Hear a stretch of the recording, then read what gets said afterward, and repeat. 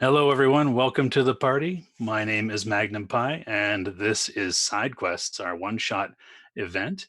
Tonight we are playing Numenera 2, particularly Numenera Discovery, which is one of the two ways to play Numenera now that they've made a new division in Numenera.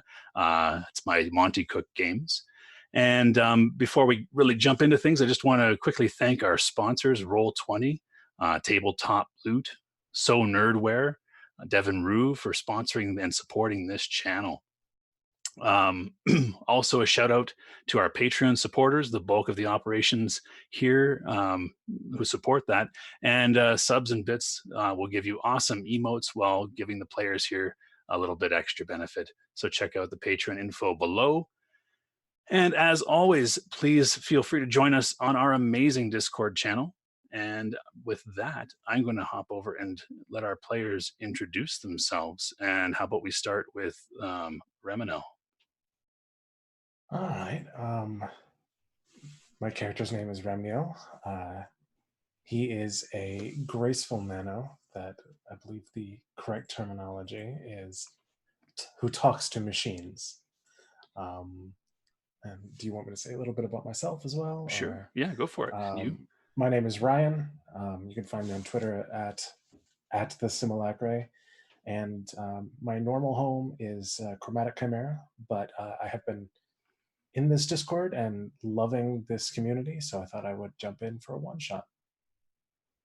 Cool. And Cup Zero Knight will be joining us a little later, but we'll move on to Ulfrig. Hi, I go by Ulfrig online, and I will be playing Hamet, who is a mystical glaive who controls gravity. Cool. And on to Jago. What's up, everybody? I am Jago, and today I will be playing Ben3, a charming Jack who fuses flesh with steel, but don't let anybody else know that. Cool. And finally, Phoenix. Hello, everybody. My name is Satha. I am a clever glaive who masters weaponry, and I'm trying to make sure that none of these weirdos die. I don't know what we're looking for out here. All I know is we need money, and I need to make sure they don't die. Also, hello, everyone. This is Phoenix, otherwise known as Angela. Thank you for joining us this evening. Lovely to have you here. Cool. All right. So just kind of the background of this story, you guys, your group's current mission is to explore the wilderness of a kingdom called Iskobal, which is in the ninth world, 1 billion years in the future. And for some reason, there's humans again. And for some reason, the leftovers of 8 prior galaxy and dimension spanning civilizations have littered the Earth. And the average technology level is that of the Middle Ages. But when you find one of these fantastic devices, it's so far advanced that to you guys, it's magical. And these devices are collectively known as the Numenera.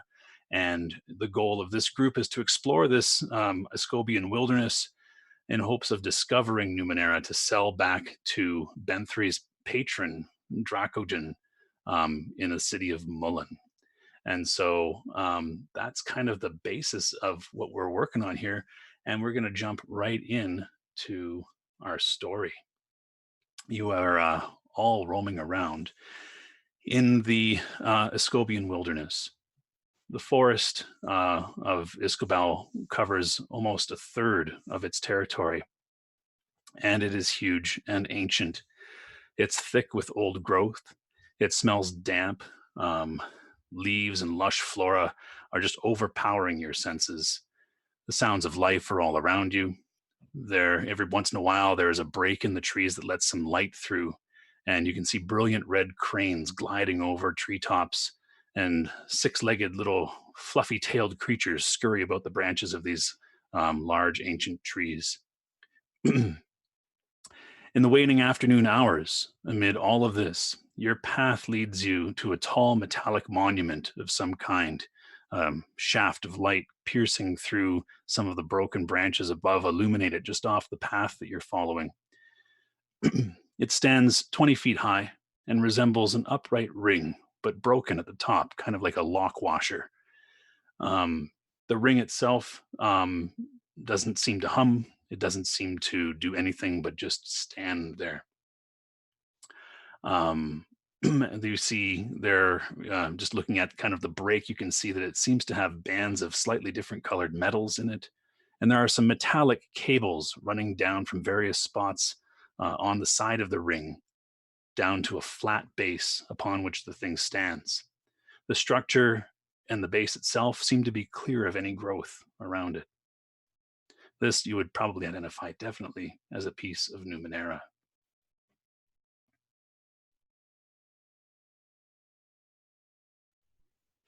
So, what would you guys like to do?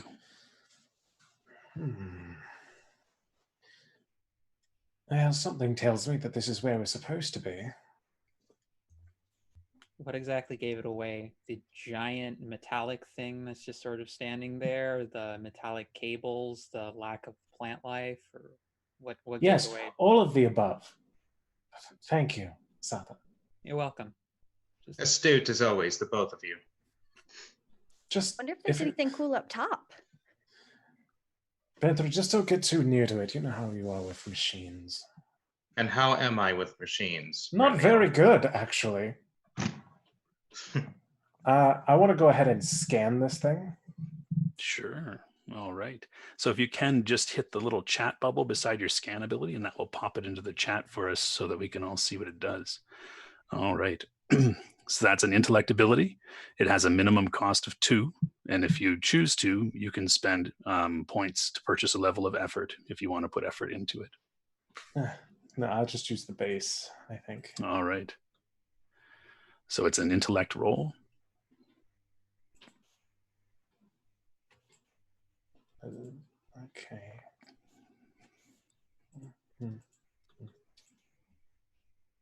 Oh dear. Fantastic. Right off the bat, we have a GM intrusion. Oh, I love you the guys fact are that awesome. also Hamid has just finished saying, I wonder if there's anything interesting at the top while this has been happening. Well, guys, it was fun playing with you. That's right. That's right. And poor Reminal has an aneurysm and he's dead. Oh no, what an intrusion. No, and so yeah, let me think of a decent intrusion here. I think what's going to happen is that in the midst of your scan, it's almost like you get feedback. So your scan, basically, you're tapping into the Numenera. You can scan the area around this thing and the thing itself to get information about its structure and what it's made of. And something is definitely going on with it because it feeds back into your head, almost like bringing a microphone too close to a speaker. And what I'll say is that your next intellect action is going to be hindered, which means the difficulty will be 1 higher. All right. Well, this is where we're supposed to be, definitely. That hurt like a bitch. Are you okay? I think so. I'm a little fuzzy at the moment, but I'll survive. Absolutely wonderful with machines, I reckon. I'm better than him, but still, that is no normal machine. I didn't learn anything from it, did I? You learned that this thing is beyond your ability to scan. Basically, that's what you've learned. It gave you a terrible, wicked headache. But Can I sense any magic in it? throw up sense magic for us so people can see your ability there. All right. You can sense whether the Numenera is active in situations where its presence are. All right. So you just kind of, you kind of center yourself for a moment. And yeah, definitely the Numenera are at work with this device. This is obviously not just some sort of, modern art sculpture that was left behind from civilizations hundreds of millions of years ago. No, this is actually, it does something for sure. Damn, whatever it is, it's really cool. That's right. All The god of the Lockwasher people. All right. So we've determined from 2 prodigious users of abilities that it's something we're looking for. So what do we do? And while Satha is saying that, she's just pulling out from her back, just a long, extended. It looks like it's various twigs and vines wrapped around this central sort of pole, but the end of it has a sort of triangular kind of blade that if anyone's ever played Final Fantasy IX and seen Zidane Tribal sort of double-bladed swallow sword, it looks kind of like that. Cool. But so she just pulls it out and she's just like inching closer to it because she doesn't trust this thing because she doesn't really get these things at all. So she's like, I'm not going to poke it until someone tells me. Ben three places a hand very gently on Satha's shoulders and says, perhaps we don't stab it unless we absolutely have to. Stab it right away. I don't poke anything that looks dangerous right off the bat. It's not necessarily dangerous. It's just full of Numenera. Look, and I'm going to reach up unless someone stops me and touch it. And Ben 3 also shoves in front of Helmet 2, gets in front of the group and kind of like puts out a hand, essentially, and goes, look, this is exactly the sort of thing that we're to bring back to Dracogen. Something like this could make us a wealth in shins once we get it out of here. It's just a matter of how do we collect it. Well, So it is who's got 20 ideas? feet high, so it is big, and it looks like it's not movable. This is a Numenera device. This is something that they would call a device or an installation. Numenera come in a variety of different forms that the people of this ninth world have said. Oddities, ciphers, artifacts, something like this big is more of an installation. Sometimes you can scavenge things from it, but actually collecting the entire thing itself would be very difficult. Is there a way I can try to circle around it and try to see if there's like any sort of maybe entrance or other such interesting thing? So give me an intellect task check. So you're going to do another intellect check. Don't roll a 1 this time if you can help it. I really hope not. I didn't try the last time. Well, you succeeded though, like even without trying. And so give me another intellect task. If you have a skill in perception or noticing or anything like that, or if you have an inability in that would be. Would electrical machines help me in this? Yeah, there's not a lot of electricity going on with this thing, to be quite honest. But I would say understanding Numenera would help you. I have that, yay. So what do I do for Roll20, what do I do to add the understanding Numenera? So what you do is you click the die beside understanding Numenera. Okay. And you'll be all set there. Let's do that instead. And if you want to spend points for effort, depends how badly you want to do this. No, my head still hurts. I'm not super. Fair enough. He wants to know, but he's still mad at it bothering him. Okay.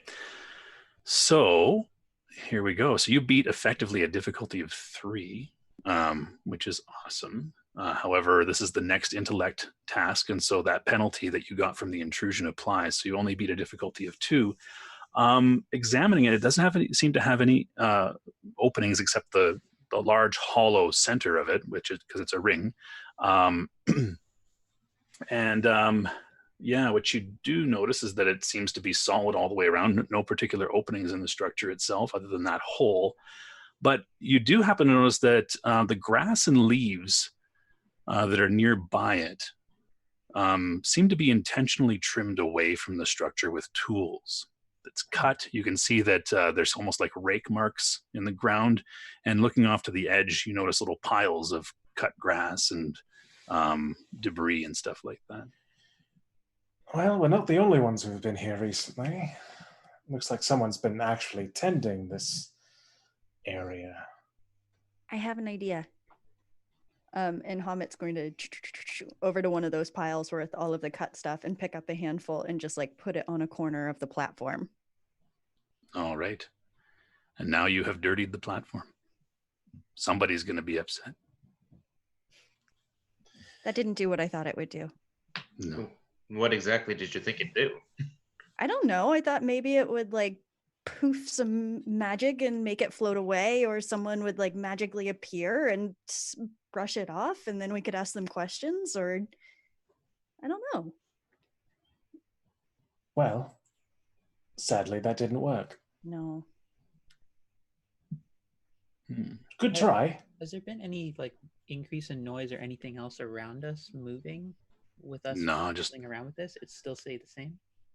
well, you can give me an intellect check if you have any perception skill or anything like that. Otherwise, it's just a straight intellect check. But because you're trying, you may want to put some effort into this, right? That's a sign of you really wanting to succeed. So if you choose to spend a level of effort, but it's And up I to don't you know if the you really. difficulty for this, correct? That's right. You don't know how hard it would be to find the person that you don't know is there. Could Ben3 assist in this somehow and provide an asset? Do you have skill in it, like perception or something? Unfortunately, I do not know. Okay, so that will just add one asset then. To Yes. Okay, and so if I'm wanting to put in effort, so I'm putting in 1 effort, which is the max I can do, which means I'd be spending 3 points from intellect because I don't have an edge in that, correct? That's right. Yeah, Okay, and I have 1 asset from Ben3 trying to help me, that's correct. Yeah, and the cost total would be 3 because of that. there you go. Sorry, you have no. Yeah, and now there you have it. So if you look at the That is a bottom, nope. um, Oh wait, so that you should added a only- cost of 3. right, So right, it should all only you be- need to do at the bottom where it says apply cost, just click that, and then give yourself 3 points back into your intellect pool. Because it doesn't have a base cost. The cost is it just calculates it for you. So you can give yourself, there you go. Good job. All right, so you beat, your roll beat a difficulty of 1, but your asset and your effort lowered the overall difficulty by 2. And that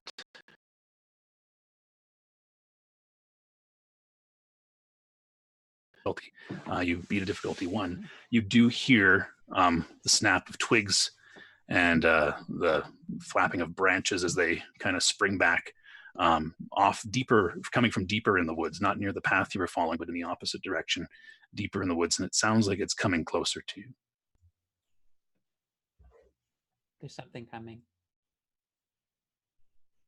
We should not be here when it arrives. Agreed. I'm just pulling out the staff. Just Helmet, what did you do? I put the grass on it. You saw me. Let's not do that again. Come on, let's get out of here. Fine. I'm going to go and like gently brush the grass off the platform. All right.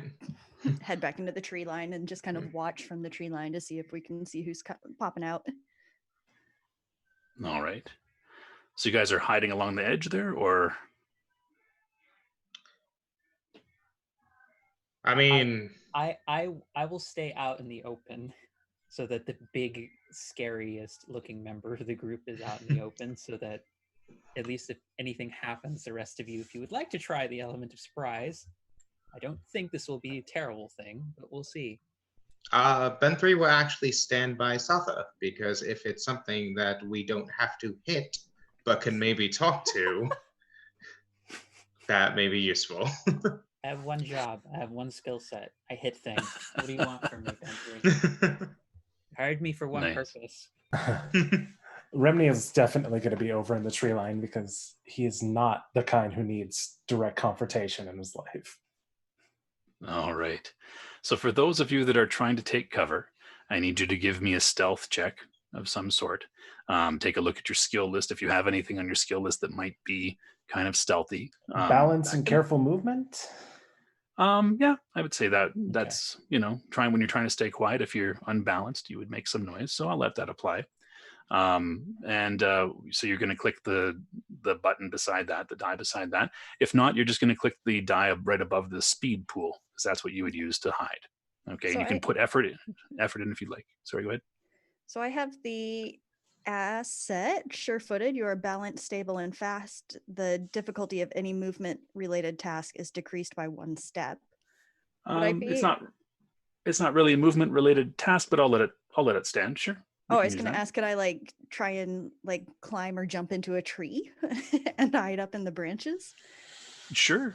Okay. That would be a might check instead of a speed check, though. Okay. And if you have climbing as a skill or something like that, then I have a jumping skill. sure, that'll apply. Ooh. Yeah, so you can use that. So that's your skill. You're going to click beside that, and then you'll use this as an asset. I'm just going to delete the card then. Okay. All right. So there we go, beating a difficulty 5 total for Sim. And then do I need to put anything in for cost? No, there's no default cost. No. Okay. A GM Uh-oh. intrusion. Oh, fantastic. You guys are like making my day. All right. So, yeah, you try to jump and what happens is you try to jump and grab onto a tree branch. Unfortunately, the branch breaks and you fall. Luckily, you don't take any damage, but you kind of shake your head and look up, and you see 2 of these things looking down at you. They manage to sneak up behind you. Here we are.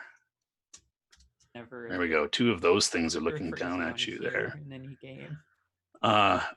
And these things also show up. They're the ones that are walking toward you guys from the other direction. There are 6 of them. They are Murden. And you see the ones that are walking toward you or standing over you, depending on who you are. They, at no time would you mistake them for men or women, even though they walk upright. Their backs are hunched dramatically forward. Their skin is covered in shiny black down. They have huge black eyes perched above a sharp, dirty yellow beak. These things seem almost like enormous ravens, but they have spindly, human-looking arms rather than wings. They wear tattered leather cloaks that cover their backs, and each wears a necklace of flowers, bones, and twigs. In addition, they have a long, jagged, each of them has a different but equally jagged and long piece of metal that seems to have been ripped from something that they're using as a weapon that they hold out in defense. One of them seems to have a strip of cloth hanging over its shoulders that has a symbol that looks like a broken circle on it. And with that, we are going to have to roll for some initiative. So again, make sure you select your token and give us an initiative roll.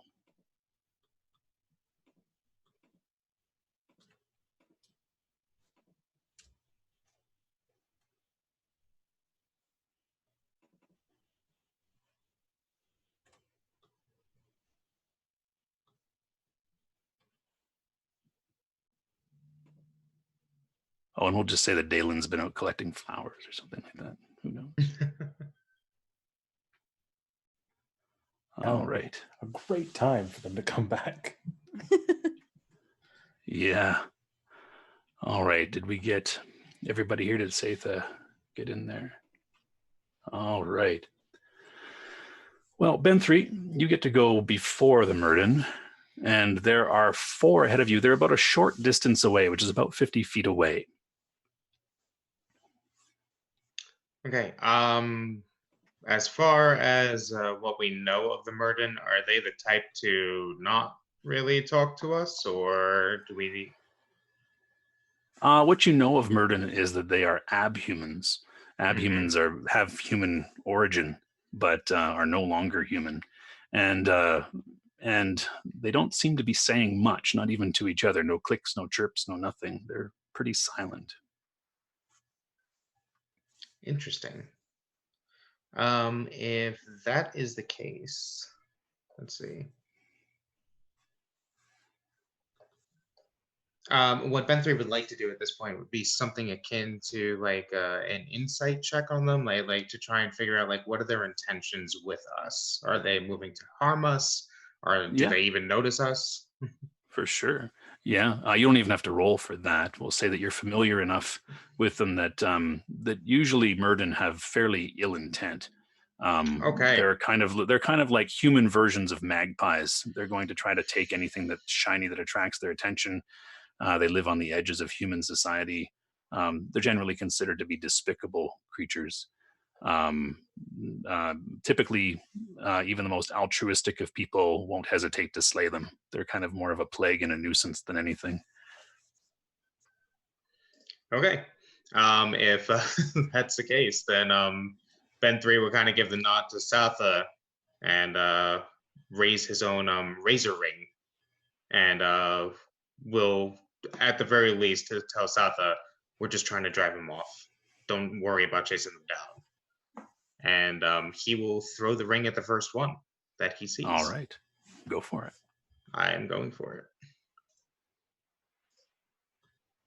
Let's see. So 18. All right. An 18 will certainly hit there. You also get an additional 2 points of damage, which means you'll do a total of 4 points of damage to one of them. And it does let out a bit of a squawk when you hit it with your ring, but it is it's kind of staggers back, and they all kind of glare at you. But it points at the ring, and the 4 Murden that came out of the forest, including the ones that you just hit with the ring, they kind of form a line between you and the object there.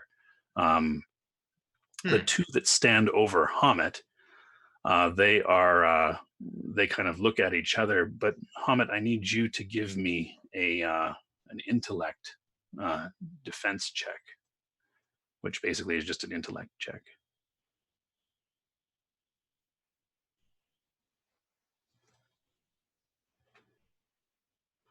All right, you beat a difficulty 3. At first you have kind of strange voices and memories of the taste of some strange fruit pop into your head. You don't remember ever eating that fruit, but and then pictures of a small child standing in a hallway, things like that, and you quickly shake them off, and you realize that these images are being projected upon you by these 2 that are standing over you. They kind of look down at you, and they just go to stab you. They've decided that you're a threat. So I need you to give me 2 speed defense checks. We'll say that your shield is close enough by that you can use it as an asset. You can grab that quick enough. Okay, cool.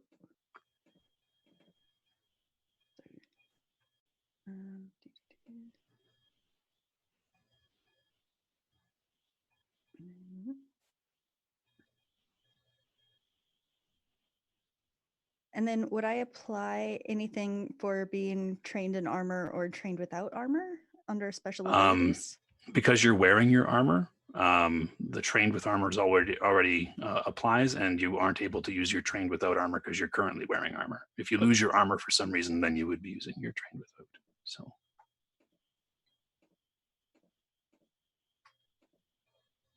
There's 1. All right, beats a difficulty of 3. And yeah, that means that that one won't hit you for sure. You managed to put your shield up just in time there. Oh, nice. Difficulty beating difficulty 7. That means that, again, you're able to block the other one as well. You are still on the ground, however. That brings us to Remino. He has no idea what to do. He is not suited for this.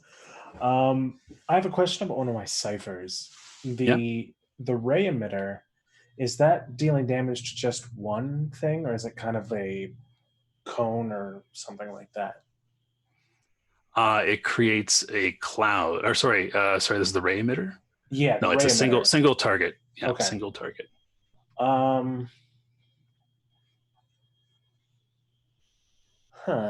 I'm not good in these sort of things, but would I be able to throw this gas bomb that I have and not hit my friends? You would only affect 2 of them, right? You could toss it in such a area that it wouldn't affect Hamet or yourself, but it could very well affect Satha and and Ben3.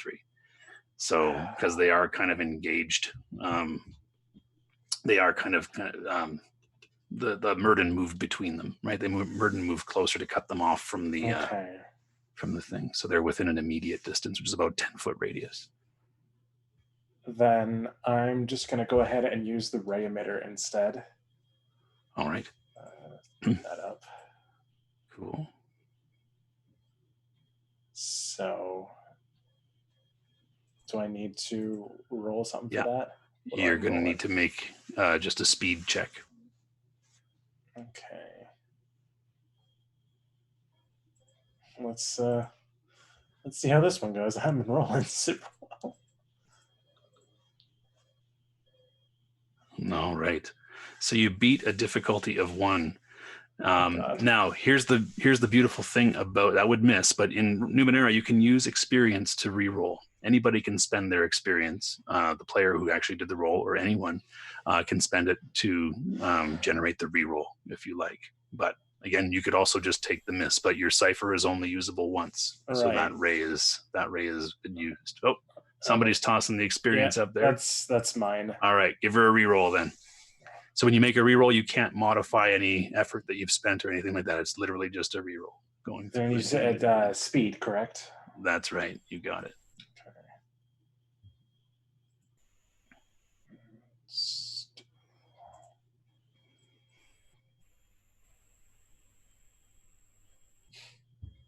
All right. This time you beat a difficulty 2. Unfortunately, that also goes wide. It strikes the. Actually. Oh no, I'm not going to intrude you. You've already had an intrusion. So it strikes the monument itself, and you immediately draw the attention of the 4 that are standing in between Ben3 and Satha and the monument, and they kind of look in the direction of where the beam came from. Now, I know what you're thinking. Shit. They weren't thinking that, but I think you were. Yeah. Anyway, but yeah. So and of course the device that's in your hand fizzles, and sparks a little bit, and now is useless. Yeah. So you can just remove that from your sheet there, and but good use of a cipher if it would have hit for sure. All right. So that brings us to Satha. There are 4 Murden standing between you and the large monument there, but because they're so close to you, I need you to give me an intellect defense check. Okay. And first before your turn begins. Let me see. So I am trained in intellect defense, and I believe I also have an additional asset. Get out of my head. You are prepared, so you're ready for the attack. Difficulty, any intellect task, defense task. Oh, is that your green card? That is my green card. Awesome. So play that green card on the deck, or on the table rather, and there you go. So it's going to be that. So it's intellect defense. So roll that. No bonus, correct? Difficulty. That's right. I don't know. Effort and no roll, won't be cost. spending any. I have. Yeah. Would this be 2 assets in this case because I'm trained in it? If you're trained in it, you just for it, right? Yeah. If you're trained in it, you click right beside the skill that gives you the training in it. So if it says intellect defense on your sheet there's a little die right beside it. So click on that. Yes, it does say train. So when I'm rolling for intellect defense, because that's the one that I rolled from, does it already include that as an asset? Or that's right. Yeah, it already includes the skill. Okay, so I'll only put 1 asset since it's already including that. That's right. Yeah, you got it. Cost, so that'll be my roll. So that is 16. So beat difficulty 5 with trained in 1 and asset down. So difficulty. All right, and so your roll beat a 5, and then the difficulty was lowered by 2, and so same sort of thing. You get strange images, the smell of cooking meat that you've never eaten, peculiar images of a time long forgotten, but not forgotten by you. But you get those out of your head quickly, and they don't distract you. What is it that you would like to do on your turn? So I'm kind of imagining that like her getting over it is just like, it feels like the like tactile sensation of like when you get something stuck in your teeth and you're just like, she just like spits it and just doesn't do anything. Cool. She's like, I've had worse. And cool. Then she's just gonna swing the sword staff at the closest thing because she just kind of rolls her eyes at Ben3 for having said like, we don't have to hit anything. And then he's like, oh, so you want me to hit something now? Oh, wonderful. Fine, I'll save you again. Let's do this. So I will attack with the sword staff. So that's no bonus. That's right. Difficulty is unknown. I'll put an effort. Do you want to put effort into damage or effort into attack? To attack. Okay, that's the first call for effort on that. interface then. Okay, and then in terms of assets, so let's see, I have, well, the weapon master will give me bonus damage. Yeah, that's already incorporated in there. Yeah. Yeah, and I don't have anything like that. I don't think I have any. Yeah, I think everything else is just stuff that I already have incorporated into it. So there's no particular assets per se. Yeah, I think that I'm you're adding right. to this. It's just a bunch of modifiers that I've already added in. So no assets. Exactly. You're and good. no Yeah. additional cost. Effort to damage, not doing that because I put it on the roll. So that is a 17. Look at you. So that gives you an additional damage. Normally you would do 8, but now you do 9, and you obliterate one of these guys. You basically tell me how you do them in. She just like looks at she like does one of these and she like looks at Ben3 and probably waits like one extra beat until he starts to get worried, or like so she thinks she sees worry on his face, and then like very quickly just like spins it and like does like a circular trip around the things right around where she thinks the ankles would be, and then cuts across the entire body. So like Cool. circular sweep and then slice. Very cool. I'm picturing a Darth Maul ending for this guy. Pretty much. Yeah, and his friends look over as well as he falls in half, blood kind of all over the place there. And what I need you to do is click on the apply cost link at the very bottom of where that sword staff attack is in the chat. If you see it there. Oh, right. Where it gives you your, there you go, and that automatically reduces your might pool for you. Yeah, she just kind of turns to the rest of them, and the last, and my turn's over and everything, but it just mattered just going like, she just like cracks her neck both. It's like, nice. Right. Nice. All right, and next up is Hamet laying on their back, shield in hand. What would you like to do? Can I like pop up with my shield and just try and like bash one of these guys into the tree that I just fell out of? Sure. Yeah, for sure. So you hop up. That's going to be your movement. You can always do an immediate sort of movement as well as an action in this game, but we're not going to worry too much about it. And then, yeah, if you want to do a bash with your shield, it's essentially, you can use it as a light weapon. So you just roll as though you were unarmed. It would do about the same sort of damage, just that you wouldn't take any damage if you hit something hot or something like that. So, Okay. Yeah. No bonus. Difficulty unknown. I'll go ahead and put an effort into this one. Do you want to put effort into damage or to hit? Damage. All right, so that's the second call for effort that you'll make in the dialogue, not the first one. I don't think I have any assets. All right. And so that beats a difficulty of 2, which means the one that you're attacking will deflect your shield with its sword there, unless you do a reroll or somebody gives you an experience to reroll. So you could spend an experience to reroll, somebody else could spend one, or you can just take the miss. I'll just take the miss. All right, so you need to apply the cost at the bottom of that little dialogue there, and you're good. All right, but you're on your feet. Ben3, back to you. Okay, back to me. I will follow Satha up, drawing my mace at this point to go in and start bashing Murden in the face. All right, so you step in there. Same sort of thing. I need an intellect defense check from you, as your mind is flooded with images that don't seem to belong to you, old memories and sounds and tastes. Would this be considered resist a mental attack? Yeah, you'd be doing an intellect defense. So yeah, sure. Okay, so I do have an inability with that. All right, lucky you. This should be interesting. Yes, I know. I'm so excited. All right, so you're going to click the button beside that inability then. Yes. And yeah, we'll see what happens. So much shit for this if you fail. She's going to give you so much shit for this. I failed a lot. That was beautiful. All right, and so wonderful. So I you will are let over. you re-roll.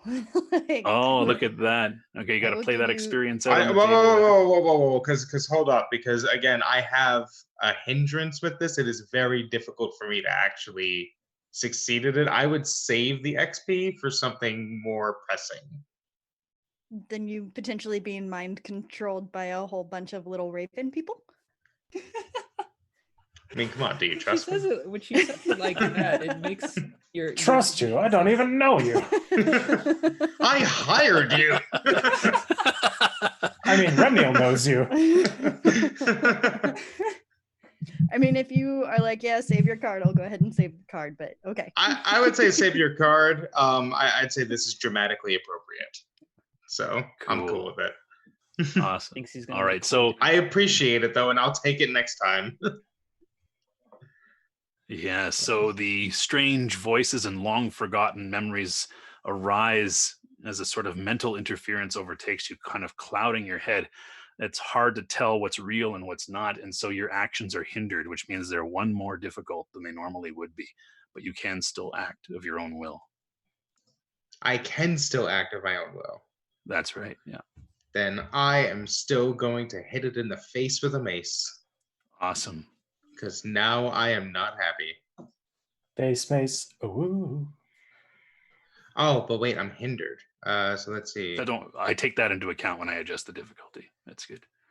Oh, you'll take that into account? Yeah, but you may want to spend some effort to overcome that, right? Difficulty is one higher. If you spend effort, it'll drop the difficulty. So Yeah, that's a good point. That's a good point. In fact, I am going to make it a might attack then and spend the effort as I do have 1 point of might edge. So oh, there you go. It'll be a little bit cheaper then. a little bit cheaper. So let's go ahead and do that. All right. Mace. Look at you with a +2 damage too. So I that beats know. that beats a difficulty of 7. And you would do an additional 2, so that's 4 more points of damage. You hitting the same one that you threw the disc at? I am hitting the same one I threw the disc at. All right. So you smush his beak. He's not very happy, but he's still standing. He staggers back a little bit. His back goes up against the monument, and he looks back, kind of a little scared, and steps forward a little bit. If you know what's good for you, you'll run now. Why did Ben 3 just turn into a 1920s gangster? Remniel was Yeah, just like yeah, that's the ticket. Yeah. Remniel's just like in the bushes. You heard him. Run along. So the Murden get to go now, and good job applying the cost there. Good. Yeah. The Murden get to go now, and the two that are standing squaring off with Hamet, we'll go with them first. So if we want to make 2 speed defense checks, again with that asset for your shield and any effort that you want to put into them.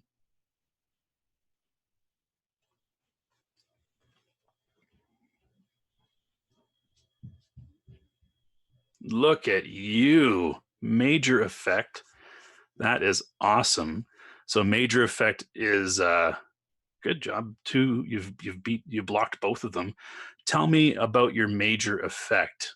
Do you have an idea of some sort of awesome special effect that gives you an advantage in this situation?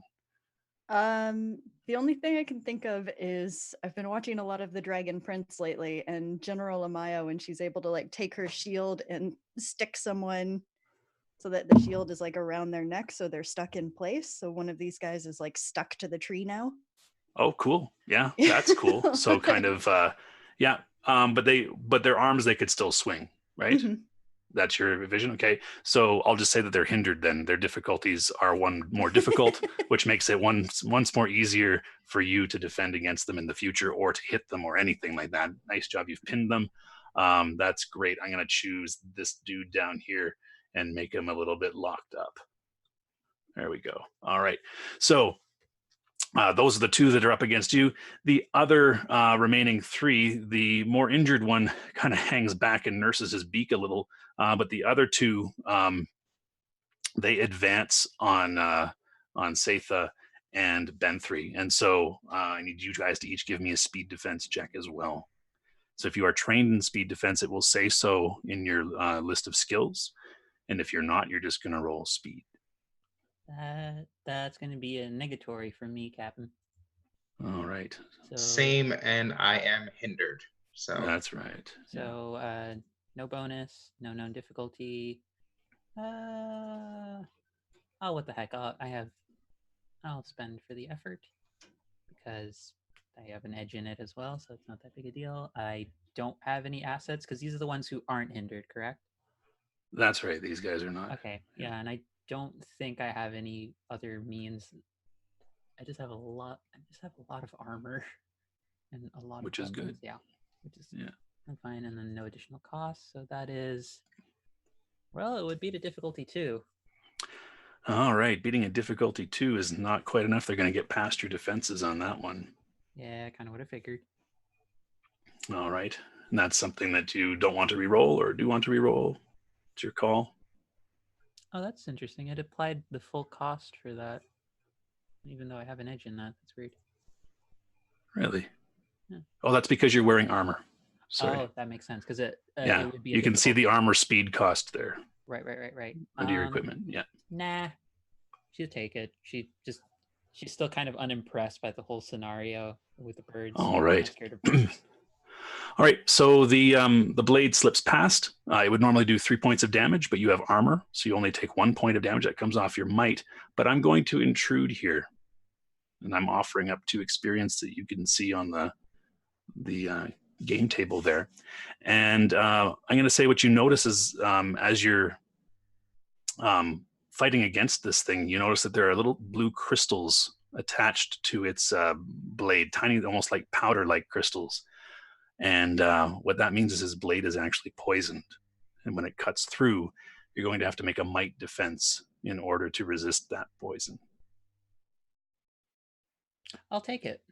Okay, so you pick up one of those experience for yourself and you choose who gets the other one. And you have to tell us your reason. I am going to give it to Hamid because Hamid literally just pinned someone and created T-Rex arms in the future. Nice. All right, so you guys just right click on those cards, pick them up, and then you can give me a might defense check there, Satha, to resist the poison.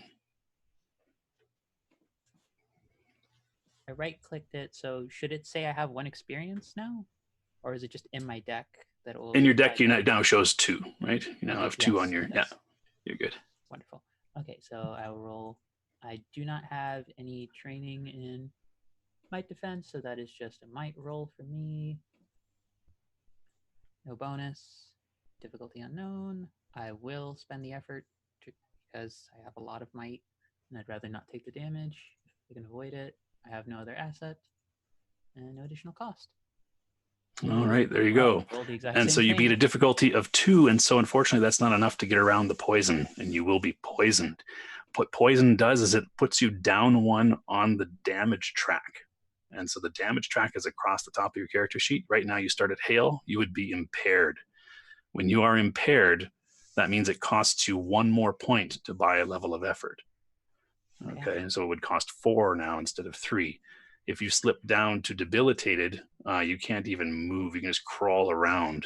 And in addition to the problems of being impaired, and if you go down to dead, well, you're dead. So kind of self-explanatory. Dead is dead. So yeah, you feel terrible. Like all of a sudden, every bit of nausea. Yeah, it wasn't. There might actually have been something caught in your teeth. You think maybe, but yeah, you just feel terrible as this cuts into you. This tiny little cut is causing you a lot of agony here. And so, Ben3, if we can get you a speed defense from you for being attacked by the other one. Oh, I did. Oh, you did. Sorry, way back yes, there. Beats a difficulty 4. No problem. You defend you. But yeah, hindered. So yeah, still good. Still good. Okay. Still good. Yeah, you block with your mace, and yes, you are good there. Remino, the man in the trees.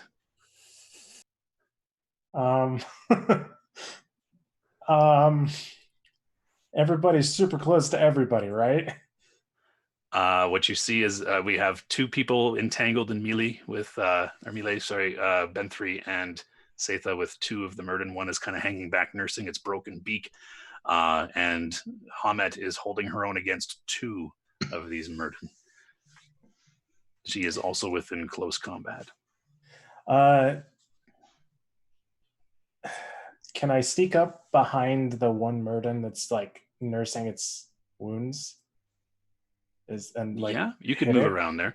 I would say that that would take your full action unless you give me a successful speed difficulty 4 check to move fast enough through the territory here to get behind it.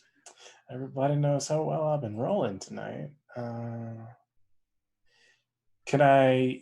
Is that a balance and careful movement thing, or? Oh, for sure. Yeah, you're just trying to avoid tripping and getting past people and stuff like that All right, while still moving I fast have to enough. roll well eventually, right?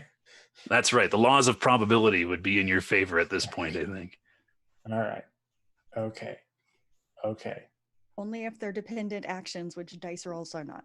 But anyway. Oh, a mathematician in the house. Look at that. This is good times. All right. So difficulty 4, you beat that. That is not a problem. So you make your way around behind him on this turn and you can still act. Can I just hit him with my punching dagger? For sure. Go for it. I can use the speed one instead of the might one, right? That's right. Yeah. Okay. Yeah.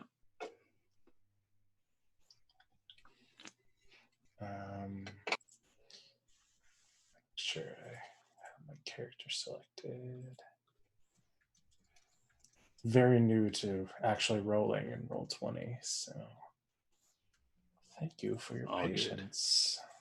It's all good. A lot of people knew a lot of stuff. It's all good. So punching dagger, like it's like brass knuckles, or with a big blade coming off the front. oh, yeah. okay. I was like, have you ever seen like Voldo from Soul Calibur? Oh, okay. Yeah, that makes yeah, so exactly. much more sense. I was like punching, like. All right, you beat a difficulty 4. Yeah, you sneak up behind him, tap him on the shoulder. He turns around and yeah, you got him, and he is not a living Murden anymore. And I can't move away. That's my whole turn, right? That's it. Yeah, you are standing over the dead corpse of a Murden. I sure am here now. Oh boy, that's it for Remnio. Good of you to finally join the fight. This isn't my thing. Also, I need you to give me now an intellect defense because you're close to the other Murden. I really don't want to, though. Understanding Numenera doesn't help this. No. Okay. Intellect roll, right? Just intellect, yeah.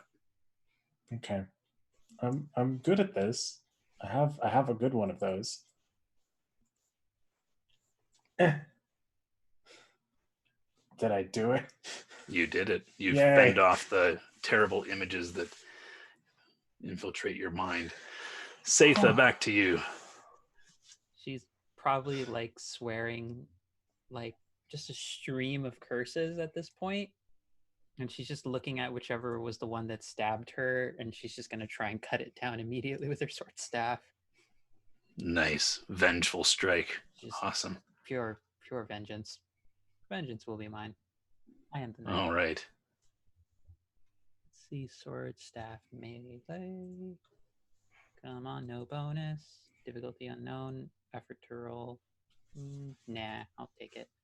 And I have no asset, so I'll just go for a straight roll with no cost and no effort to damage. Probably not going to do it. Let's see what we got here. Oh, no, beating a difficulty 2 will not do it, unfortunately. I had one good roll at the beginning of this, and then the rest of them have not gotten above a 10. Yeah, now you do have 2 experience. You could spend one to reroll if you want. That's true. I have 2 experience. I forgot about that. I did not have that marked in my sheet. I will spend one of them to reroll. Cool. Just drag one out. I feel like she's in the state of mind to just stabby stab. And that's just the same process to go through it again with the input. That's right, but you can't change the amount of effort that was spent or anything like that. It's literally just the same thing. That's better.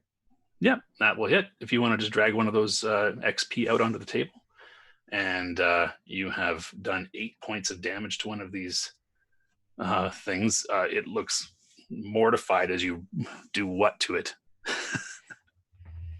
This one, I imagine like the other, like I just sort of described it as like dual ended, but I forgot to mention that one of them just is more of like an additional compartment for keeping the other blade. So I imagine she just sort of like presses a tiny button that just extends it just an extra inch right before, like, it looks like she stops before she hits it, and then surprises it, and it's like Cool.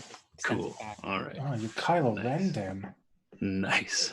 It's all the Star Wars references. Good stuff. All right. Hamet, you got 2 on you, but one of them's pinned. Yeah, I think I'm going to pull out my sword and stick the pinned one with the pointy end. That's the right end to use for sure. Yep. All right. So you're going to get an asset on this because it is impaired. Or sorry, it's pinned.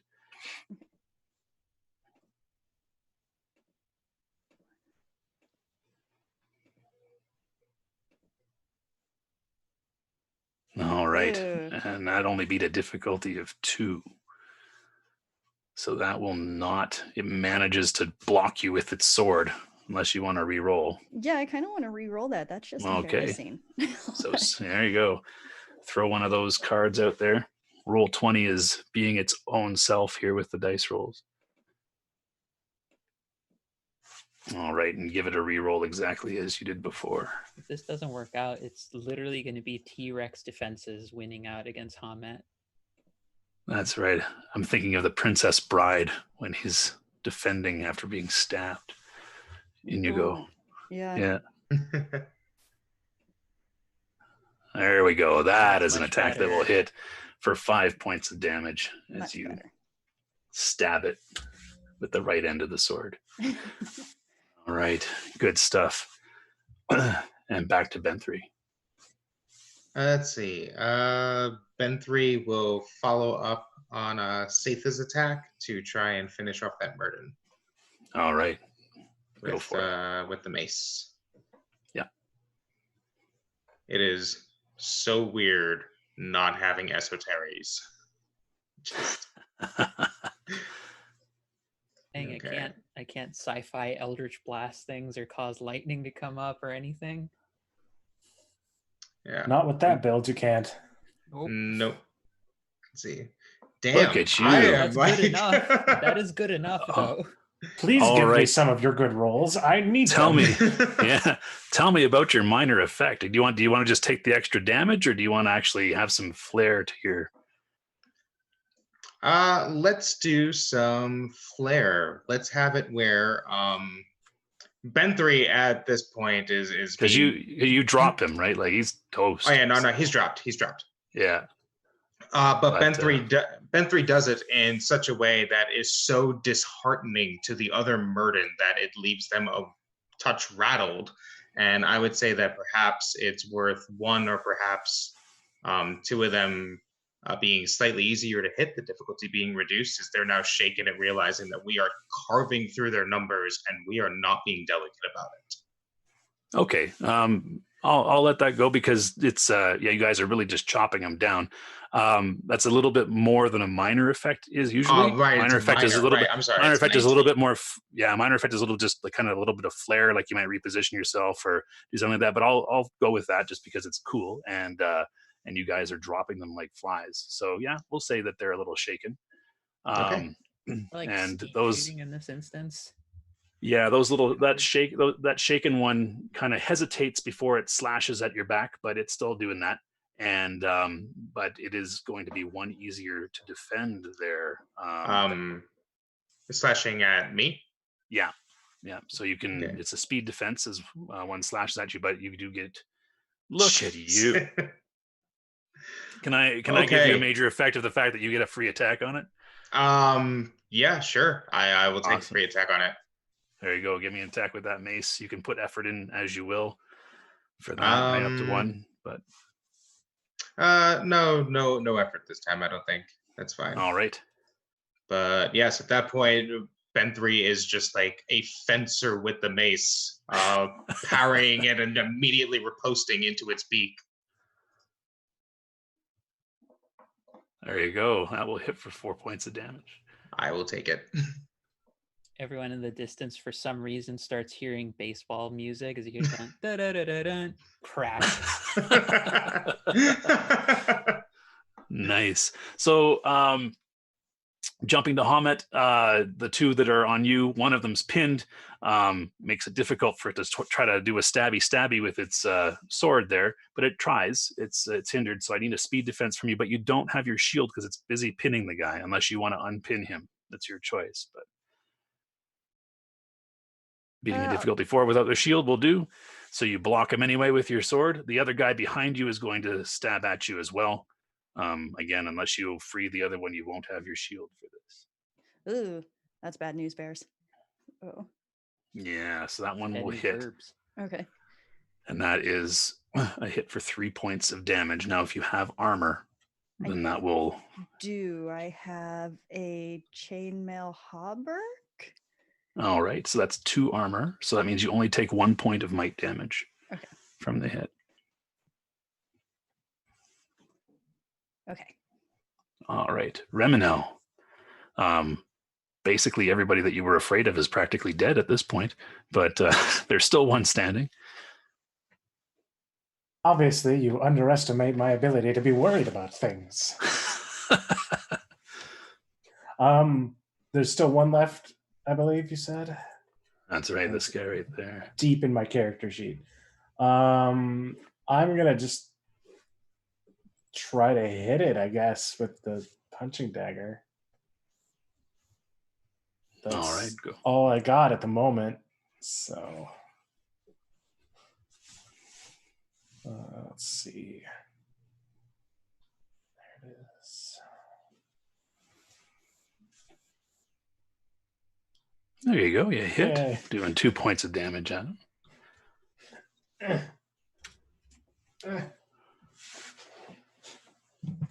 I'll harm you. Satha. Oh, wise guy. All right, Satha, you're on.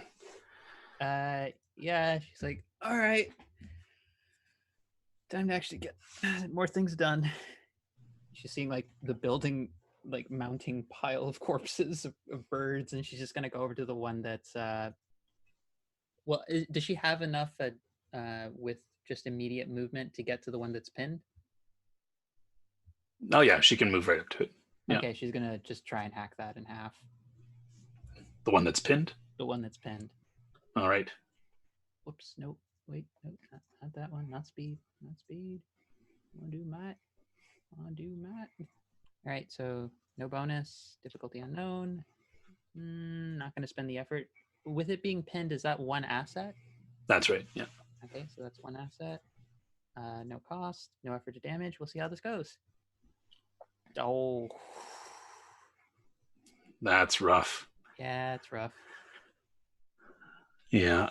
Overconfidence is your undoing. Oh, what the heck? I'll spend the experience and I'll re-roll. All right. Out comes an experience. She just wants to take things out. Your faith in your friends is yours.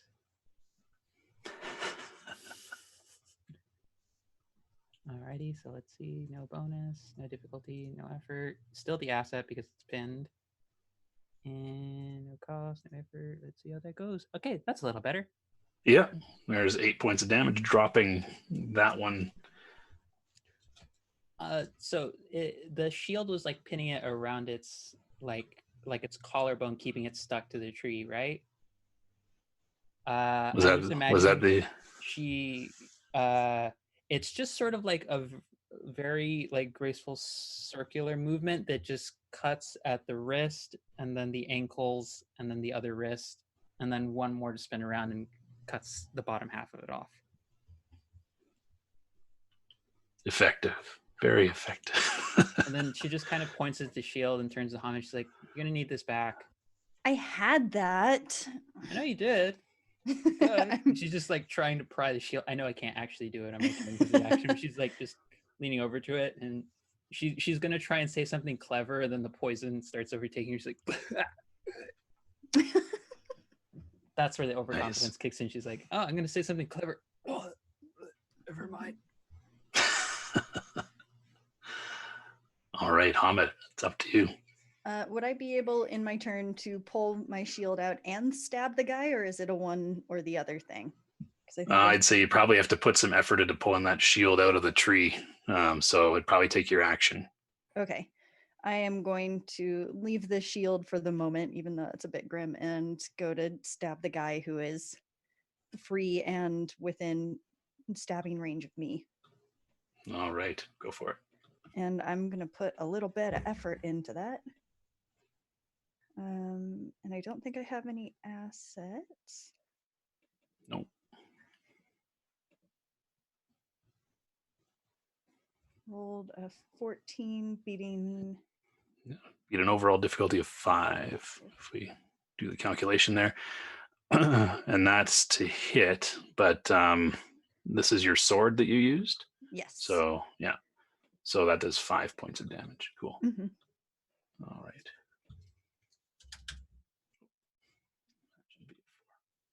There we go. Yeah, you slash across him nicely. So you just have to hit the apply cost API button there to make sure the points come down. All right. Ben 3, back to you. Back to me. Wow, there is only one left, and he is looking worse for wear, isn't he? Mm-hmm. Not really any way I could just get him to run away, is there? You could. That would be kind of like an intimidation or something like that. It would be an intellect check. It would be an intellect check, wouldn't it? I do not have intimidation, but Yeah, I'm so gonna you- try. I'm gonna try it anyway. Okay. I'm gonna try it anyway because why not?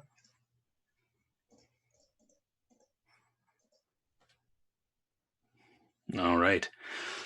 So what do you say to him to try to intimidate him? Realizing that the creature is pretty much outnumbered and surrounded, Ben 3 steps forward and holds out the mace, which at this point has bits of feathers and broken beak and blood covering the majority of the head, and goes, "Listen here, you piece of skit. You can either flee with your life, or I will make sure that every last second that you live is pure suffering. Choice is yours, friend." N3's mad. Yeah, he's Ooh, I want to leave now. Okay, so From the background, you just hear Hamet go, "Cool." yeah. So the Murden looks at you, takes a step back, and then it looks up over its shoulder at the monument behind it, and it looks back at you and plants its feet with very very intrepid determination and grips its sword with 2 hands, blood dripping out of its wounds, and just stands its ground. And then it takes a swing at you. It takes Need a swing at defense me? check. Yeah. Oh, man. It takes a swing at you. So Ben 3 raises his mace to receive it, going, "Well, I commend your bravery at least." Yeah. Please be a critical roll. Oh, beautiful. It had to happen I at knew some it. point. I was hoping for it. It had to Oh my happen God. at some point. Failure forward. Failure forward. I was rolling too well. Oh, Roll there 20 it new. is. Hey, there it It is. knew. Do There's it. been so many ones. 15 has more been. Murdens. That's right. 15 more Murdens show up. Why I'm just going to say that same sort of thing. He also has a poisoned blade, and he hits you with it. You take 3 damage from the hit. Are you wearing armor? I am. I have a leather Okay. jerkin. So just what is that? 2 points of armor, and so that'll reduce that to 1 point of damage. But I need you to make a might defense check to resist the poison. Okay, this seems important enough to put a point of effort into, so I'm going to go ahead and do that. All right. Faith has just been like half coughing up a lung the entire time. Of course. All right. That beats a difficulty of 2. You could re-roll with your experience if you wanted, but Nah. For the 1, I'll just take it. all right. So you are down 1 on the damage track. You need to adjust hail to impaired. Okay. Impaired it is. Yeah. And Remino. Your boss just got run through. Oh, you're muted. I know. I was just gesticulating. Oh, okay. It's Yeah. funnier if he wasn't saying anything, and that just is Remniel's reaction. Oh, that's cool. I'm good with that. It's just like, what do I do about this? I'm a punch because actually I'm going to use push. Oh, there you go. Put that up. Let me just make sure I have this right. It has a sword through my body, and you are preparing to like telekinetically blast it away from me. Yep, because Okay. I am not good in combat situations, my friend. I am a squishy priestly scholar type. You are very much stretching that "my friend" epithet right now, but please continue. So what do I need to roll for this? All right, so you're going to use an intellect check, Okay. but it has a default cost of 2. So when in that cost field, you're going to put a 2. Okay.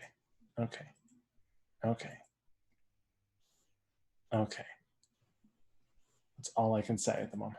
Is okay. It's gonna be okay. It's gonna be okay. Are you sure? Are you super sure? Cost 2. Got it. Cost 2. Look at Yay! you. Hey, there he goes. The major effect is it rams entirely through Ben 3. All right. Yeah. What did I ever do to you, Sailor? Major effect, and it's a telekinetic push. What do you want? Yeah, it goes flying back, leaving a sword stuck in Benthry. Yeah, it flies back an immediate distance of 10 feet, landing on its back. A little disoriented, but nice move. Does it take damage from that? No, push is not a damage-causing thing unless unless we kind of tweak the ability, which is also doable. I just wanted to make sure because I was just seeing there it said +2 damage, and I'm like, maybe I just pushed him really hard. That's just what the roll would give you if it was an actual damaging effect. But we come back to Satha. A Murden skids to a stop right beside you, laying on its back, looking a little disoriented. Just sort of like looks down and it's like, it's like very lazily, like not really with that much effort. It's just at this point, just kind of like done with the whole scenario. She's like, I've been poisoned, been told not to hit things, then told to hit things. Very clear, like just downgrade and like leadership going on right now. My boss is getting hucked through the gut with a telekinetic push. Satha, kill it, please. Also, let's talk more stab. So it's on the ground. Is that asset or is that not asset? It'll give you an asset. Yeah. Okay, just double checking real quick before I put that in. And new cost, new what can I say? Oh, that's a 17. You're welcome. Yeah, you have done exactly as intended. Demolished. Just imagine she's like a very graceful but also super buff lady, and she's just like, all right. Cool. And she just turns to the last one. Want to join him? Meh. All right. You give him a nice threat. Hamid? Hamid's going to kind of shout to the others, do we want to keep this last one alive to question them? That depends. Will it talk? I can talk or I can stab. I'm much better at stabbing. Yeah. These things are not much for conversation. All they do is scramble your thoughts so far. Okay, I'm making an executive decision, and I'm going to stab it. All right. With my sword. I will put a little bit of effort into it.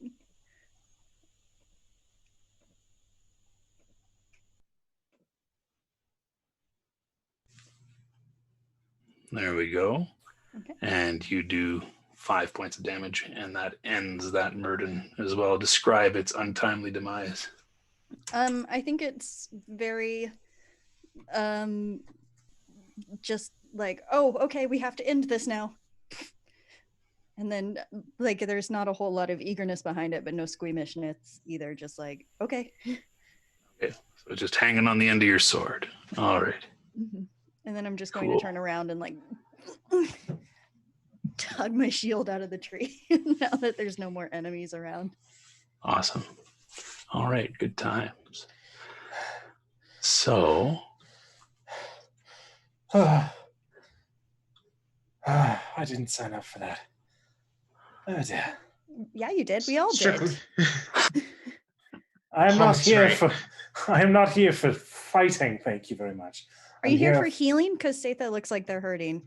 I'm Yeah, here for she's barking machines. kind of a lot. Machines, Helmet. That's what I'm good with. No, I swear I'm perfectly fine. Just give me 1 second. Goes behind the tree, just heaves a huge amount, and then it's just like she keeps wiping off like her mouth with a scarf that should be like incredibly dirtied, but it just keeps maintaining like its cleanliness no matter what she does. And she's just like wiping blood off the end of the sword stave on it, and it keeps staying clean no matter what she does. A really weird scarf. Would you be willing to clean my sword too, please? Sure. you got a whole business there for you. She just takes she takes the sword and she's like, by the way, you did a very good job. You've been doing very well. Oh, thank you. I mean, yes, I know. I've been working very hard on my fighting skills. Thank It's you. noticeable. The shield was very helpful. Mm-hmm. All right. So if you guys do want to heal, this is where your recovery rolls come into play. For those of you that are poisoned, you would use one of them just to remove that, move down the damage track. Right? You would restore yourself to hail by expending one of your recoveries. So you can see on the top right of your sheet, there's the recoveries. So if you want to expend one, you just click the recovery roll, which is the word recovery at the top. So the first one takes an action, and then you click next. There's that little link there, and that will advance it automatically. And it's up to you, Phoenix, if you want to apply those points back into any particular pool or pools, or if you want to move yourself back on the damage track. Back on the damage track, I have enough in my pulls in general to I'd rather just not make the difficulty worse for myself at this point. I can still heal for a bit. I didn't get hit. I'm fine. Where? How are you, by the way, Ben 3? You not dying? Still alive, at the very least. Wonderful. Aside from whatever was on those creatures' blades, honestly, I don't think there's a scratch on me. Oh, that. Speaking of which, can we check to see if they have anything else or if they have anything related to this giant monument thing we still haven't investigated fully yet? Searching the bodies is a standard feature of role-playing games, so most definitely. Sorry, just before we do that, I just want to check to make sure everybody's doing any recovery rolls that they want to do. Yeah, I just moved up on the damage track back to hail. Okay, sounds good. And because of your nature there, Ben3, yes, you can't recover those 4 points by doing recovery rolls. You have to spend some time in probably private. All right, cool. So you guys search around on their bodies there, and what you find is that each of these Murden carries a bag filled with strange, shiny objects, stones, bits of metal and glass, polished bone, and that sort of thing. Among the entire collection borne by that group, you are able to recover 7 bits that would pass for shins. So you can divide those 7 shins among yourselves as you see fit. And the one that had the sort of stole with the broken ring kind of sewn on it as a bit of stitching, he has 2 interesting objects.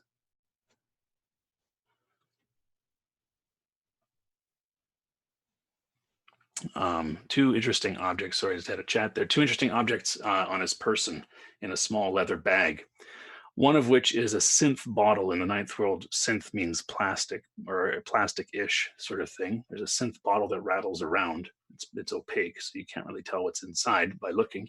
The other is an object that resembles a long metallic fork with two prongs.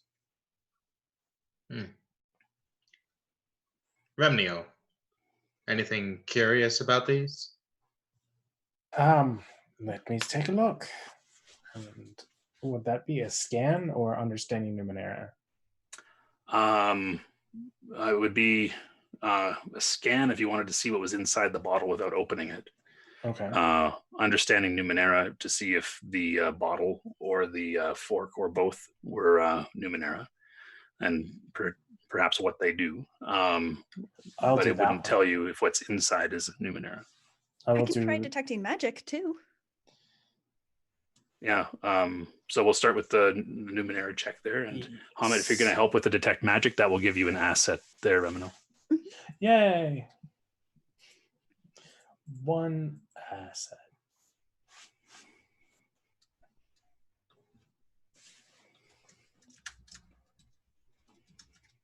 So 16. All right. So yeah, this the detect magic that Hamet shared with you is that whatever's inside this bottle is Numenera. You you pop open the bottle, and inside is a single blue pill.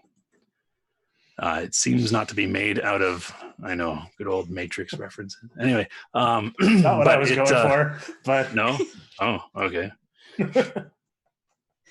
Fun. Yeah, it doesn't seem to be made out of anything that you would want to ingest. It looks almost like it's made out of a blue metal, but it's the shape of a pill.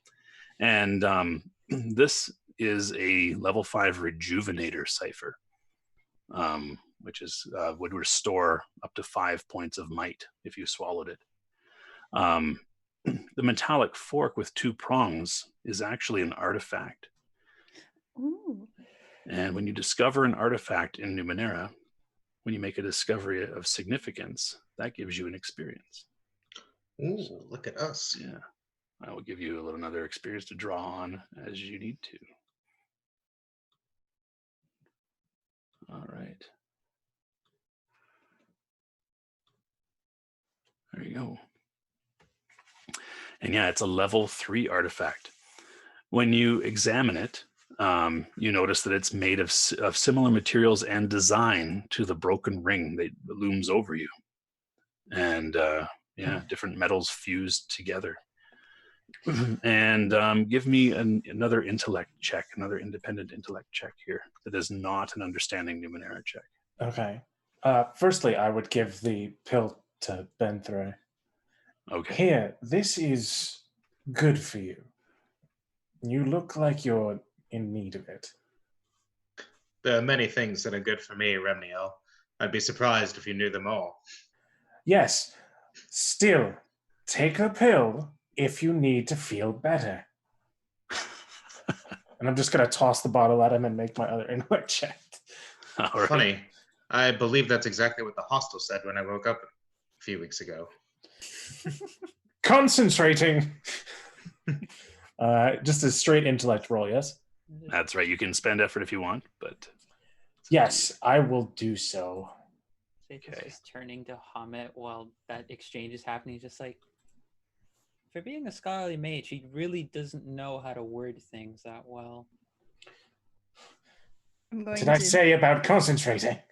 I'm going to whisper to Satha, maybe he should take a pill, a chill pill, and then giggle like it's the funniest thing I've ever thought of in the universe.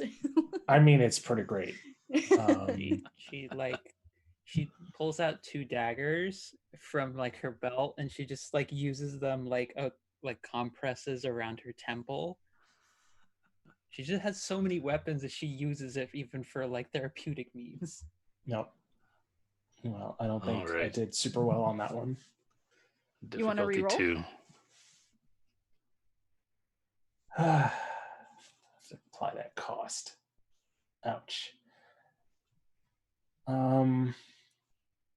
I still have to apply the cost even if I re-roll it, yeah? If you re-roll, you don't have to apply it again, though. Only the first time. Yeah, I'll re-roll it. Oh, somebody threw an experience out for you. Oh, yay. Dankeschön. Let me Stay do back. this again. Intellect.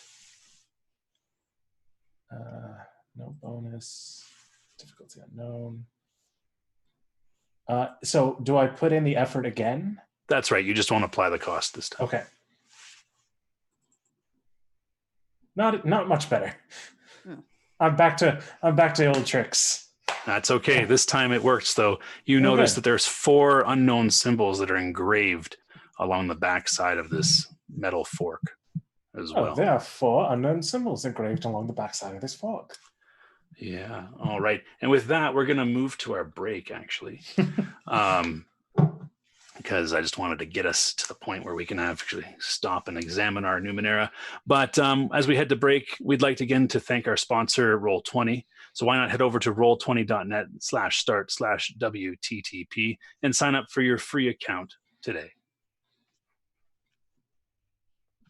And that should be us on break.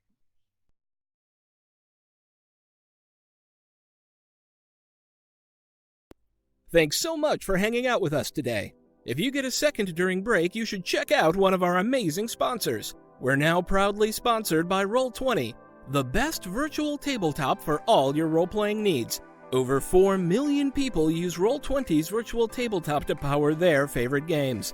And with more modules than you can shake a stick at on their new revamped storefront, you'll definitely find something for your group to enjoy. Sign up today by clicking the link below or heading to roll20.net/start/WTTP. Tabletop Loot is an amazing place to get your dice bags, dice boxes, and more. And now you can get 15% off your purchase at tabletoploot.com by using the code WTTPDICE at checkout. Tabletop Loot. Your party starts here. While you're at it, check out our so awesome merch store, So Nerdware. So Nerdware is the place to find all your Welcome to the Party merch and other amazing stuff too. Head on over to sonerdware.com and use the code WELCOME at checkout to get 10% off your next purchase. So Nerdware. It's what the nerds wear. Devin Rue, the amazing mistress of maps, has kindly supported the channel since the beginning and provides graphics for many of our streams. Head on over to rueinc.com to check out some of the best fantasy cartography on the web. Our Patreon supports the creators and producers of the channel by providing Roll20 subscriptions, cost coverage for video hosting, and more. If you want to support the channel while getting podcasts a week early, gaming articles that are published on Patreon first, a shout out during our break, and more, head on over to patreon.com/welcomepartyrpg and throw us a buck or $5. And last, but certainly not least, help out the party. Subs and bits not only support the stream, but also every 500 bits or a tier 1 sub gives a player or DM of your choice a reroll or system equivalent, and every 1000 bits or tier 2 sub gives a player or DM of your choice a crit or system equivalent. Thanks again for hanging out with us today. The game will be back in just a few minutes. Let's all go to the lobby. Let's all go to the lobby. Let's all go to the lobby to get ourselves a treat. Delicious things to eat. The popcorn can't be beat. The sparkling drinks are just dandy. The chocolate bars and the candy. So let's all go to the lobby to get ourselves a treat. Let's all go to the lobby to get ourselves a treat.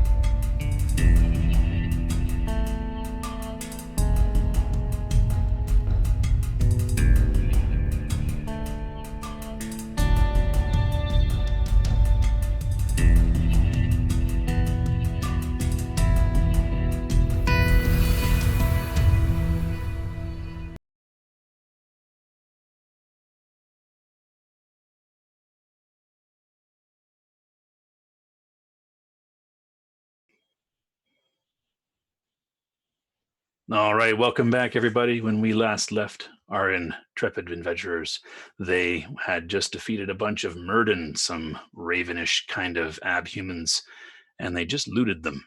And they found a bottle with a blue pill from the 90s in it. And they also found what looks like a small metal fork that has some engravings on it. So, yeah, I have put that on your character sheets there for Benthry and Reminal. You should see them there under artifacts for the fork and under ciphers for Benthry. Benthry, you're carrying more than your fair allotment of ciphers, so watch out.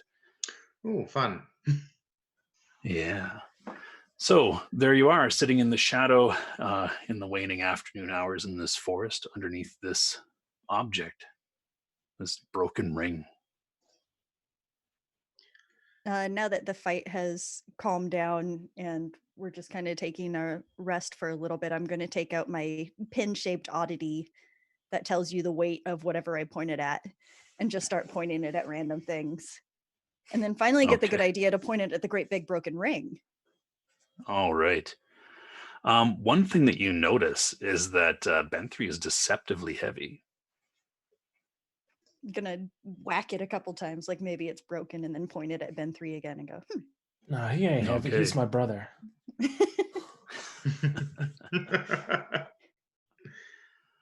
All right.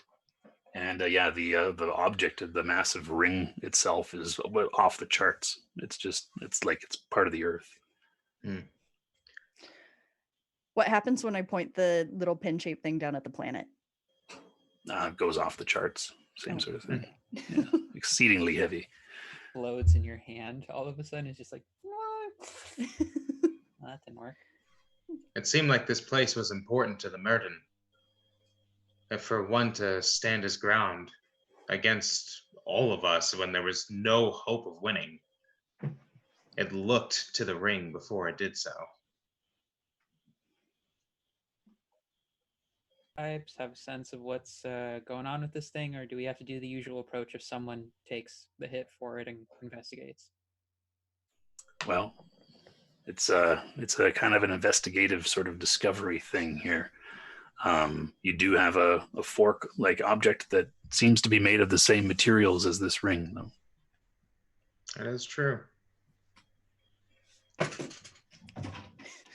Hi, cat. Mysterious creature. It's the Murden again. Oh no. Suddenly shifted into a new cat-like form and come across and attacked Hamet and then disappeared. Yeah.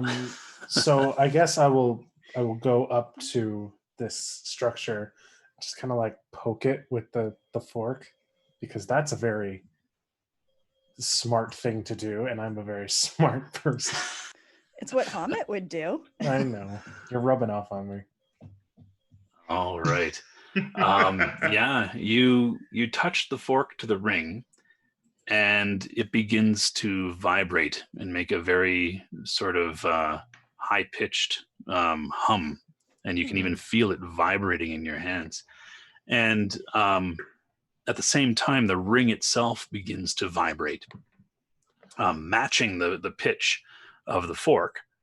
However, it's almost like you're playing with a pitch bender on a keyboard. It's kind of like, right? It's just kind of all distorted and twisted. Anything you guys would like to do? I imagine it just sounds like a theremin. Yeah, that's exactly There you what I go. thought. Was Yeah. it like, did we just find a sci-fi magic version of a theremin, which is essentially a theremin?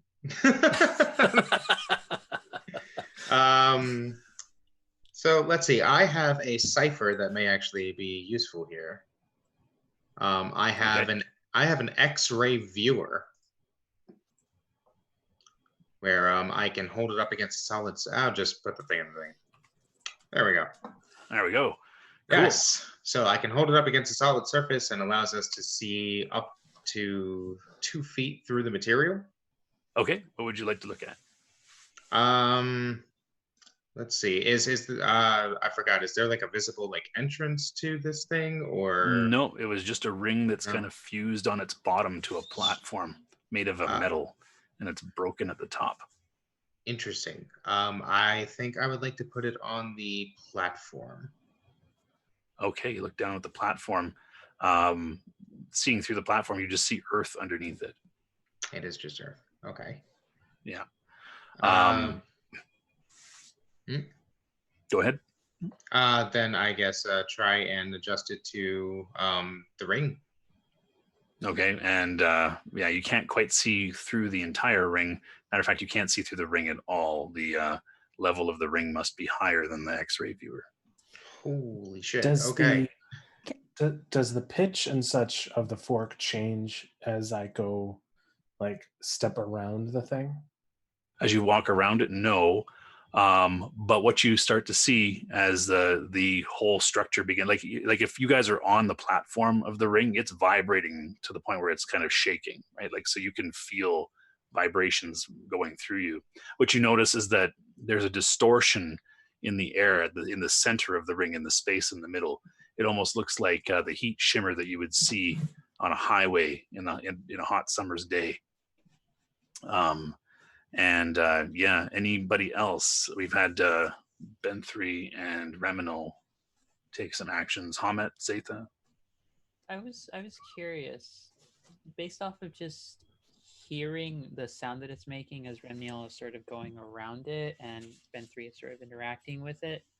This might be a bit of a stretch, but does anything about it sound, I guess, off-putting or maybe potentially dangerous to us, considering we just interacted with creatures that started to try and mess with our minds?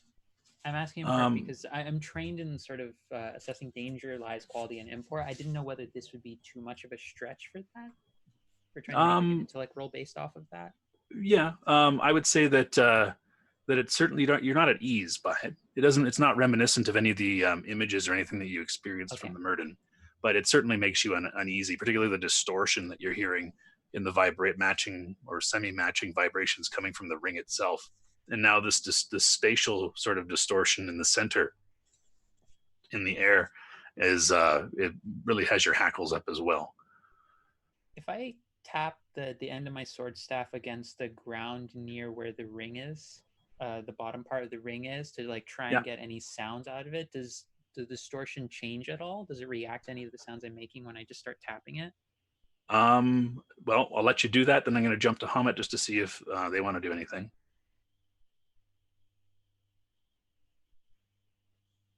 Oh, you might be muted. Sorry. Oh, muted again. Sorry about that. There were kind of two things I wanted to do. One fairly minor, and that is the magic X-ray viewer portal thing one direction or two directions? Like, what do you mean? Can you only look through it one way and see what's in behind something? It's a glass panel, so I'd say that you could probably see through both sides. Okay, then when Ben3 is moving it to get a better look at the big ring thing, I want to stand between the ring and the panel and look at Ben3 through it. Okay. Ben3, what would she see? And she's able to see through the X-ray? Yeah, just the other side of it. So you see, all of a sudden, you see like this skeletal face looking up through the like. Oh my god! Oh man, does it work in reverse? I don't know. That's kind of interesting.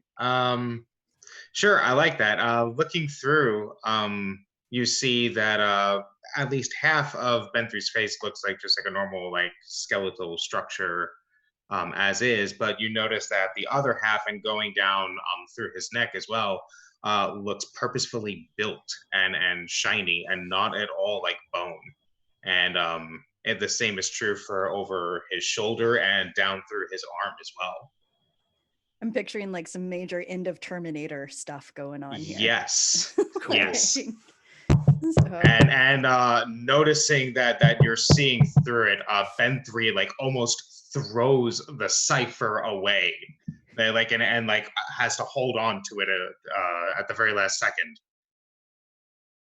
Going, cool. Hamet, maybe you should stand behind me.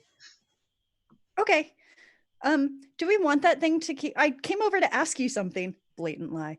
Do we want that thing to stop making noise? Because I can make it stop making noise, or And we at can see that what moment, happens. Satha goes bing with the end of their their sword staff, and the distortion in the center of the ring rapidly expands very quickly to the point where you can feel this air distortion pass over the lot of you, and yeah, you find yourselves you're standing in a room now. It is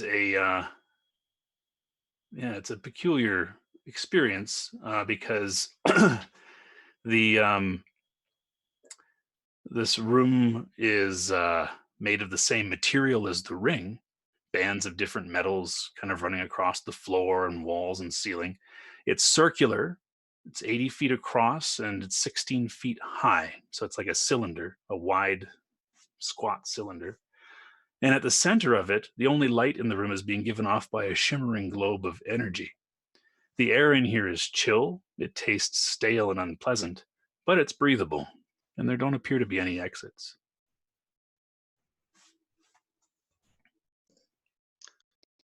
Satha, what did you do?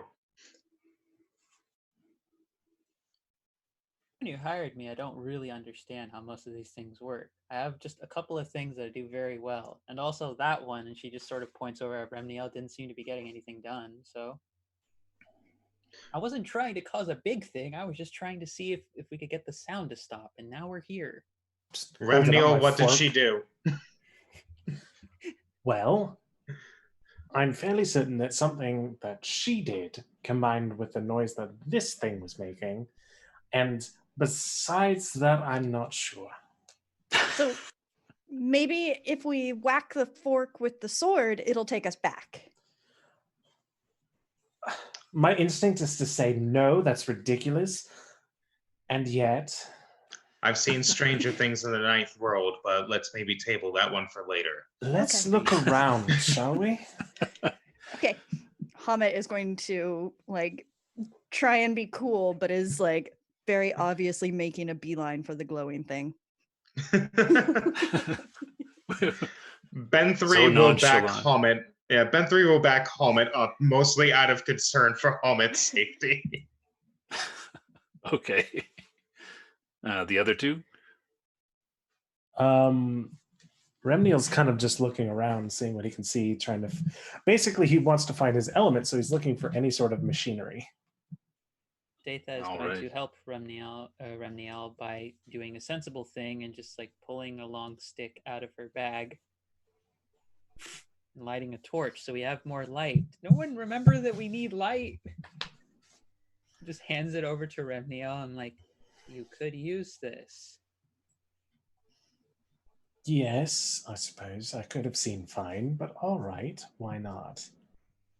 And All from right. halfway around across the room, you just hear, I have glow globes if anyone needs them.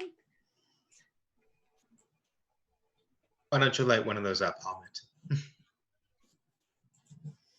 All right. Hamet lights up a glow globe. Glow globes are cool because you can actually just stick them onto anything and they will attach and provide light like a torch without the consumption of air that a torch would do or the massive stink of the fumes that would be generated by a burning torch, which is pitch soaked rags wrapped on a stick. And you begin to realize that the air isn't really going anywhere in here, and that torch is starting to choke things up a little bit. Wishes it, pulls out her glow globe as well. All right. So now we have some glowing globes as two people stand around the the larger glowing globe in the middle that's just sitting there. Reminol, were you trying to explore the sides of this or the floor or? I'm looking for machines of any kind that I might be able to speak to. Yeah, the only complex thing in here that seems to be that glowing globe. Everything else is smooth metal, varying with bands kind of running through it, kind of like if you looked at the banding in the earth on a section of the earth sort of thing. Does this globe look like some sort of machine, or? Well, it looks like energy, like it's just, but machines in the ninth world could be made of energy. So Against my better judgment, I'm gonna scan this thing. okay, you scan the globe. Go for it. Yeah. All right. Where is my scan? And Ben 3 and Hamid, as you approach the globe, when you get closer to it, you can hear a soft, perfect tone humming from it. Ooh. Seems to be coming from within it. All right. And so you scan it. Let's see. Sorry, I'm still doing the. Another intrusion. This thing hates me. Fantastic. What god of probability did you piss off, Remy? Roll 20. All right. An I angry hate god, if Roll20 ever there so was much. one. It's the Prefer to one roll my god own damn one of these dice. games fears. All right. Just a sec. Let me see what I got here. Can I real quick just take an action to heal my intellect pool back? Yeah, you have a 1 action recovery? Yeah. Yeah, for sure. Go for it. Okay, so let me see what I can. All right, and so what I'm just going to say there with that intrusion is that it's basically you get what you read is that it is null. It's like it's not there at all. For some reason, your scan just can't penetrate anything to do with this object. All right, now this is getting annoying, but at least this one didn't give me a hangover this time. Mm-hmm. The ball's making noise. Yes, and it's also not there, No, at least to my scans. Oh, okay. That makes more sense.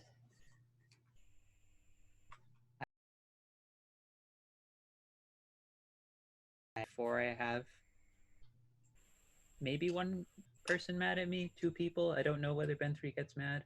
I really don't. So one person. She pulls out, like, for some reason in my inventory I have a beast skin, so we're just gonna work with that.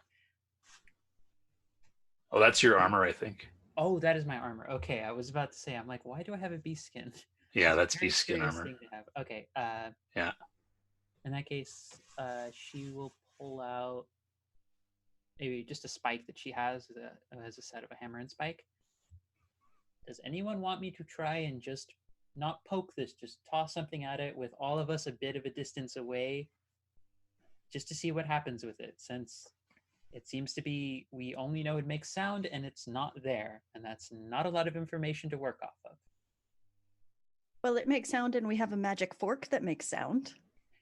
It's also true. This is We why can just Wait, hit it so- with the magic fork. Tap it gently. I'm gonna the hand the magic fork fork. over to Hamid because I don't need to be up on that when whatever happens, happens. And he runs away to the other side of the room.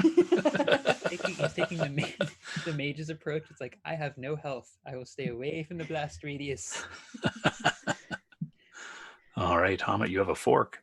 So I'm going to take the fork in one hand, and I'm going to hold out in my other hand, but not set off yet. Just get ready my sonic hole. Okay, cool.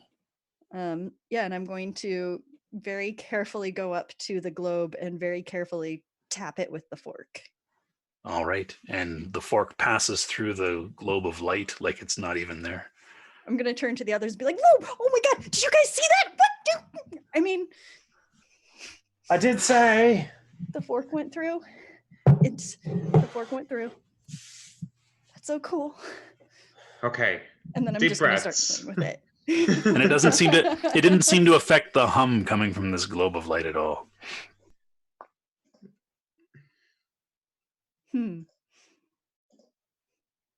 What do I do now?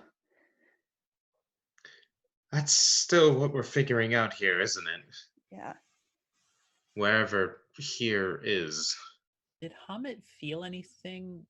Like, she just felt it go through, but did she feel anything while her hand was going through it? Nope, nothing. Do we see a roof or anything to this room? Yeah, it's 16 feet high and it's 80 feet wide. It's like a wide, flat cylinder. Gonna put my sound thing away, and can I like unstick my, say I stuck my glow globe to my armor and unstick it? Mhm. And what happens if I try and stick my glow globe to the big glowing ball? It falls through and lands on the floor. I did say it's not really there. Can I use my sense magic on the glowing thing? For sure, and you don't even have to roll. It's definitely Numenera. This is definitely from the prior worlds. I mean, Would- it's not there, but it's magic. Would I have anything in my book of the Numenera that would talk about something like this? You can do. You guys, it takes about 15 minutes to consult a book. If you guys want him to read through his book and make it counts as an asset on your Numenera roll. You can try Okay. that. Yeah, for sure. We're not doing anything else at the moment, so I don't see why not. Yeah, So is that just an intellect roll with an asset? that's right. It would be you're using your Numenera skill. Oh, my understanding Numenera. Yeah, sorry, that's it. Okay. You're understanding Numenera with an asset. Yeah. Bloody roll 20. It hates me. And you can Hope put for effort in above if you 5. want. But Above a 5.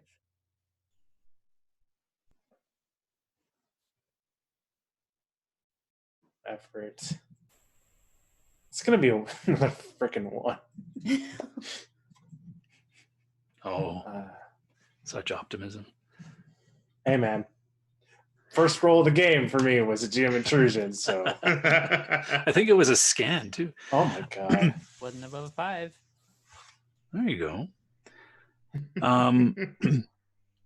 You don't really know exactly how to interface with this, but what you do know is that a lot of devices that have been encountered in the past are sometimes voice activated. Well, I don't know much, but perhaps it's voice activated. Hamid, do you like to sing? No. Good.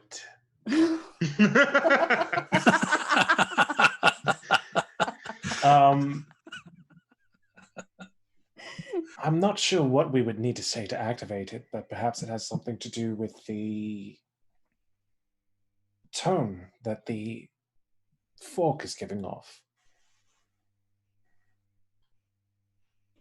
Could I? So we hum to it. Perhaps. Oh, Satha wants to say something. There's no. It's a singular tone whenever anything hits it, right? Yeah, it's a very low F tone, I think. That if I were to hit the fork against the wall, does it make the same tone or does it make a different tone? I would say it probably makes the same tone. Yeah. And it's different from the one that's coming out of the center globe, correct? No, it'd be the same tone. Yeah.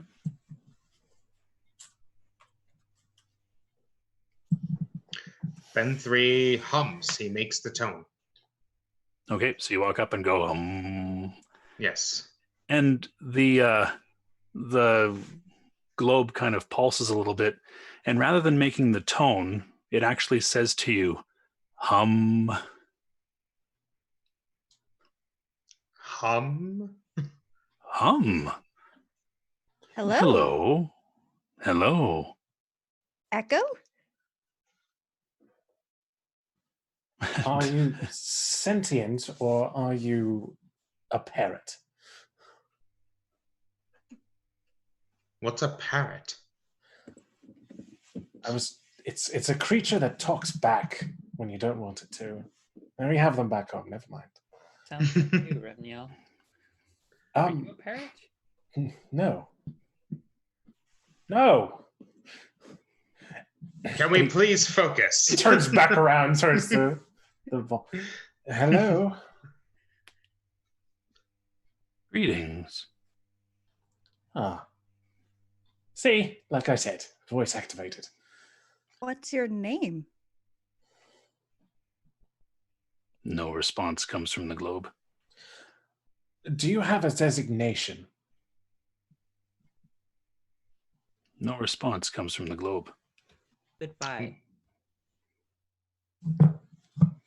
Goodbye, it says. You have mail. That's right. What is your purpose? No response. Hmm. I'm here to find things. Find things, it says. I go Yep. this way. This way. It is an echo of some sort. Remino, you have an innate kind of understanding of machines. And what you realize is that it's not responding to questions. Tell us your designation. State your user level. Maximum. Denied.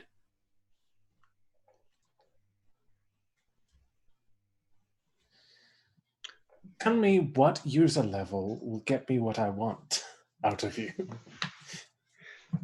Function unknown. List all available user levels. Function unknown.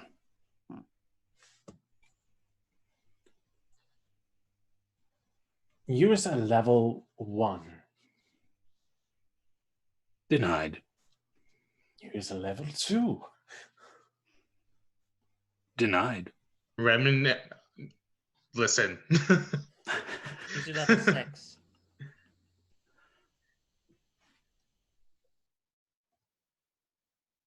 Denied. User level purple. I like this game. Denied. Oh. User level 4. Yes. It begins to stop responding as you start yelling user levels at it. I was actually trying to test specific ones based off the note you gave us, but I didn't know if that was just if you came up with. Oh, okay. Starts to display captchas after a while. State your purpose. State your level, your user level, it says. Okay. I am going to use one of my assets here. All right. Gonna drag this out here. I know useless trivia. The highest of powers. Oh, So- useless trivia. Yes. So I am going to ask if I can make a lore check, essentially Sure. saying that I have heard somewhere of user levels within strange Numenera things. Awesome. And Go I for have it. an asset for it. And That's great. I will spend some effort. So spend a point of effort. I have an asset. Awesome. And Great. I also just want to make That's a note. all right. I want to make a note real quick that hello there to our rating group from Mercs of Mischief hosting us with 21 viewers. Wow, that's awesome. Yes. Thank you guys. Thank you. Awesome. Great. You Thanks for join us as noticing we're that. all trying to argue with a machine that's like a parrot. That's right. Pardon, not a machine. It's a Numenera. Pardon. The Your promise. only hope is lucky number 7. That's what my useless trivia tells me. That's right. When in doubt, lucky number 7. Ask again later. Computer, user level 7. User level 7 accepted. 0-dimensional shelter 54C. Status damaged. Define a dimensional shelter. It said 0-dimensional shelter. Define 0-dimensional shelter. Function unknown. You don't know your own function? Function unknown. Why are you asking existential questions of a Numenera? This will never end well. Some of them talk back, all right? Ask it to display an interface of some sort. I suppose the interface is just our voices. State damages to dimensional shelter. Good thought, Satha. Sorry, what did you say? State damages to dimensional shelter. All right. And with that, energy beams project out of the globe and begin to move around the room. You can hear the hiss of them as they hit the walls. They span the entire size of the room here and begin moving around the room. I need each of you to give me a speed defense roll to avoid the beams. No. It was like, You have a yay! Oh no. If you have a shield will give you an asset as you deflect the beam, but it will only work the first time. Can I use my cipher to I have a oh god, I'm freaking out now. I have a wearable belt force shield projector. Oh, you can totally turn that on, for Yep, sure. doing it. Awesome. Bam, you turn on your force shield projector. That gives you 2 armor, plus, I think? plus 3 armor.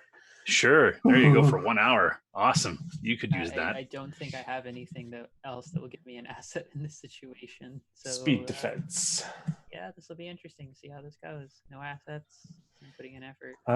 So it's just a speed defense? Oh, hey. That works. Yeah, just speed defense.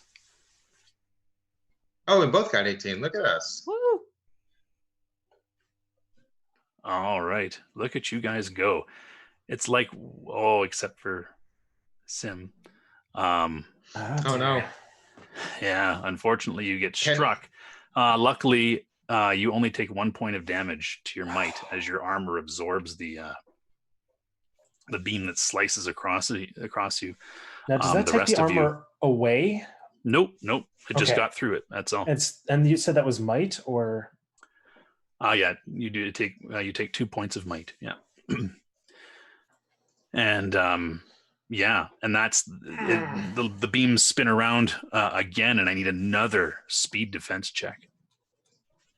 And can I go ahead and use my knowledge enhancement cipher? Uh-oh. Yeah, for sure. Sweet. Awesome. Gives me you swallow that pill, and you are now trained in speed defense, so you can give yourself an asset essentially. Cool. Yeah. There we go. Oh, a burn to Satha for 2 points of damage. All right, I'm spending an experience, and to re-roll that one. I'm How giving much damage do I I'm take? giving him a All reroll. right. Throw it out there. Wow. What was the damage that I took? The damage that you took would be normally 4, but you have armor of 2, so you only take 2 might. I hate roll 20. No, I gave you a reroll. Okay. There's the re-experience. It's right there. GM, all yours. Awesome. Wow. It's inevitable, man. It's 5, slightly 2, better. 7. Yeah, you take another point of damage as it burns through your energy shield. Thank God for my force shield projector, or I would be down. That's right, and Hamid as well. All right, and then all of a sudden, all the beams get drawn back into the globe. It pulses for a few seconds, and it just says failure, and the entire space starts to wobble and distort the air in there. And suddenly, let's see. I don't like where this is going. Satha, you find yourself alone outside of the ring. You're back in the forest by yourself.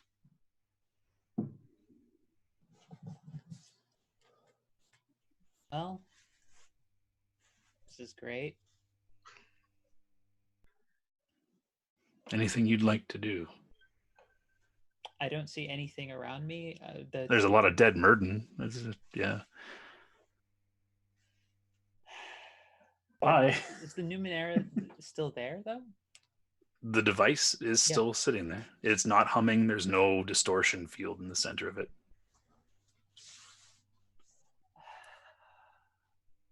I think she thinks for a moment. I could just leave, but I don't get paid. I still gotta train Hamid. Oh, fine. And just as you're saying these things to yourself, Reminal just kind of distorts out of nothingness within your view, still on the pad of the device as well. Just you and Satha out there, Reminal.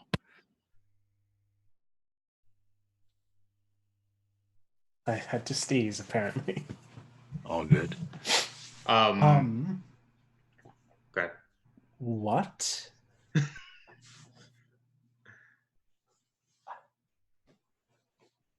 Ben3, do you know Well. sign language? I don't know, but you stick close with Okay. me, okay? Well, you all vanished, and all of a sudden, Ben3, you appear out there as well. And moments later, Hamet also appears, the four of you, reappearing at different times, but there you are, standing outside of this device. Well, today has been weird. Pretty standard for me.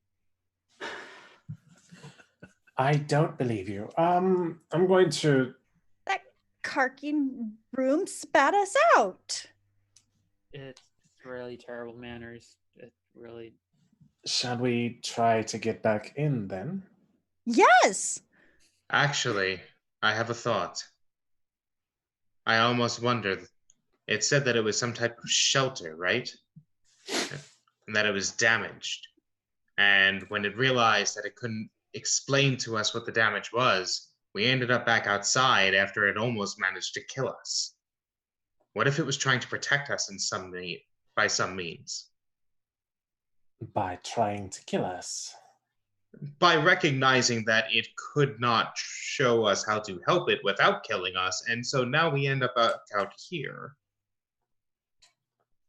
So what do you propose we do exactly? Oh, there's the rub, isn't it?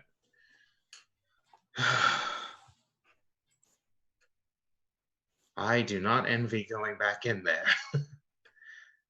But at the same time, we have to bring something back to Dracogen. But we do have the tuning fork, do we not?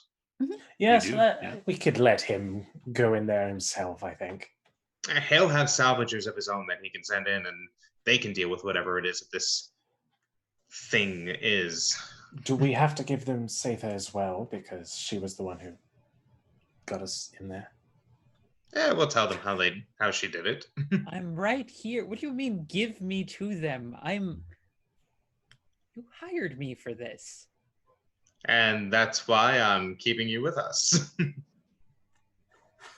I'm in favor of keeping Satha around. As am I, as Ben3 looks over at the many corpses of Murden. Yeah, and I'm imagining, like, just in response to that, like, she just walks up to Remniel and she, like, doesn't really, like, say that much, but very faintly, Remniel, you just hear her say, "Do you want to know how hard I can punch?" I'm fairly certain I know how hard you could punch. I don't think you do. I'm fairly certain it would kill me, so yes, I'm fairly certain I do. I don't think you do. Well, if you could do more than kill me, color me impressed. Otherwise, what should we do? Well, do we want to just head out and treat this artifact that we found as good enough, or do we want to try and get back in and see if there's anything else we can discover, knowing that we might get melted, blasted, destroyed, something or other?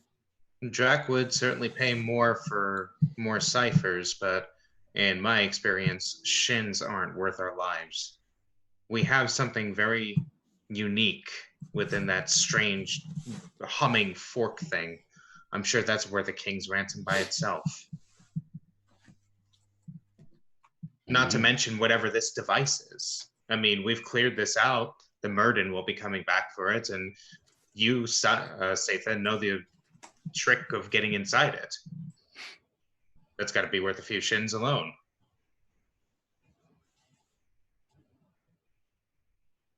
Could we fix it?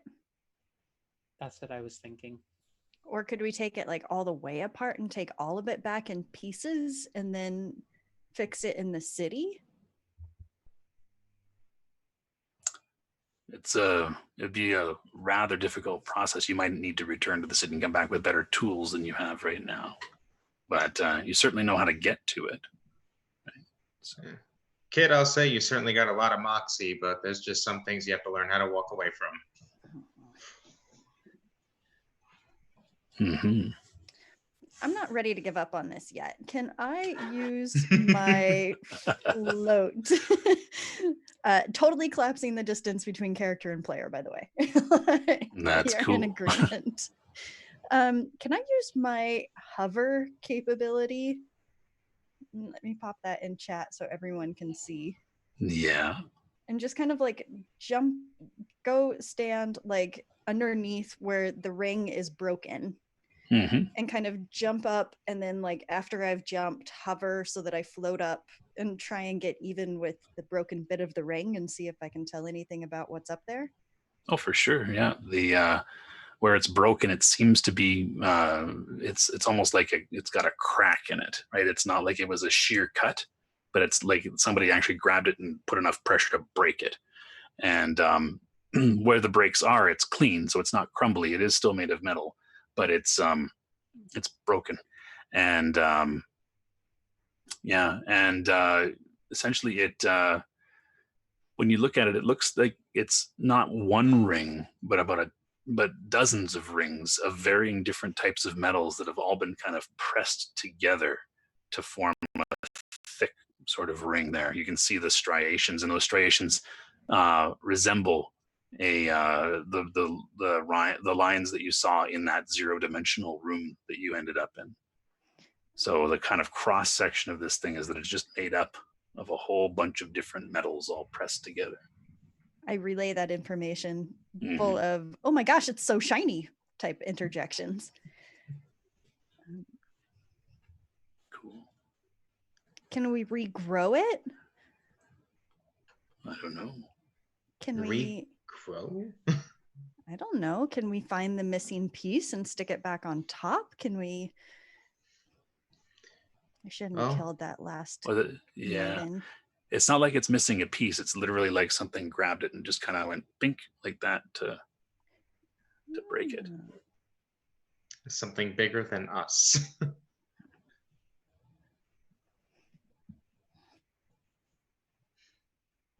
Oh.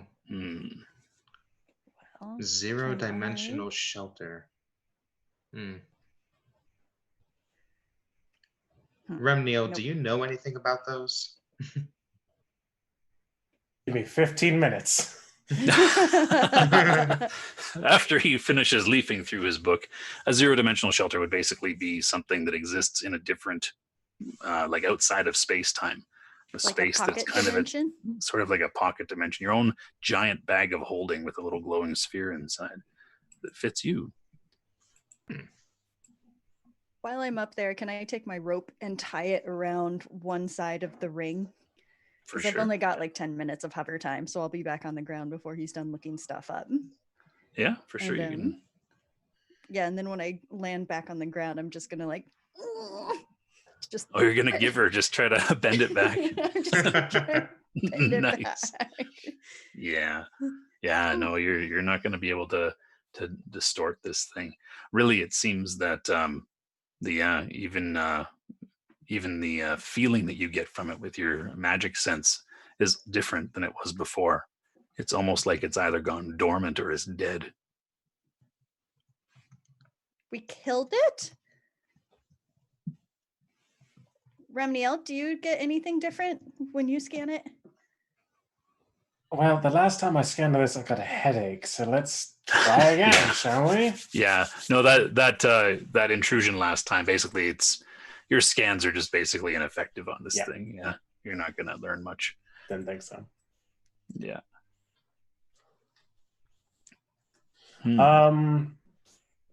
Well, are we like? Can we see Hamid like trying to like? Oh yeah, she's like, giving it. Yeah. Satha, do you think you could punch that hard to push that thing back in place?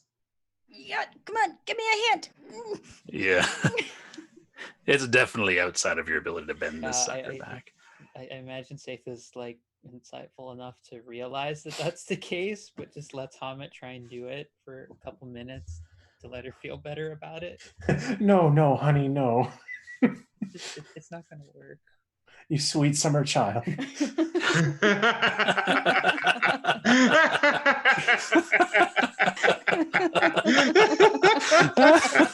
know what? Oh my because God. we're not getting anywhere with waiting for Remniel to try and do something. I will take the initiative and try and do I will try and do the same exact thing that it caused to happen before.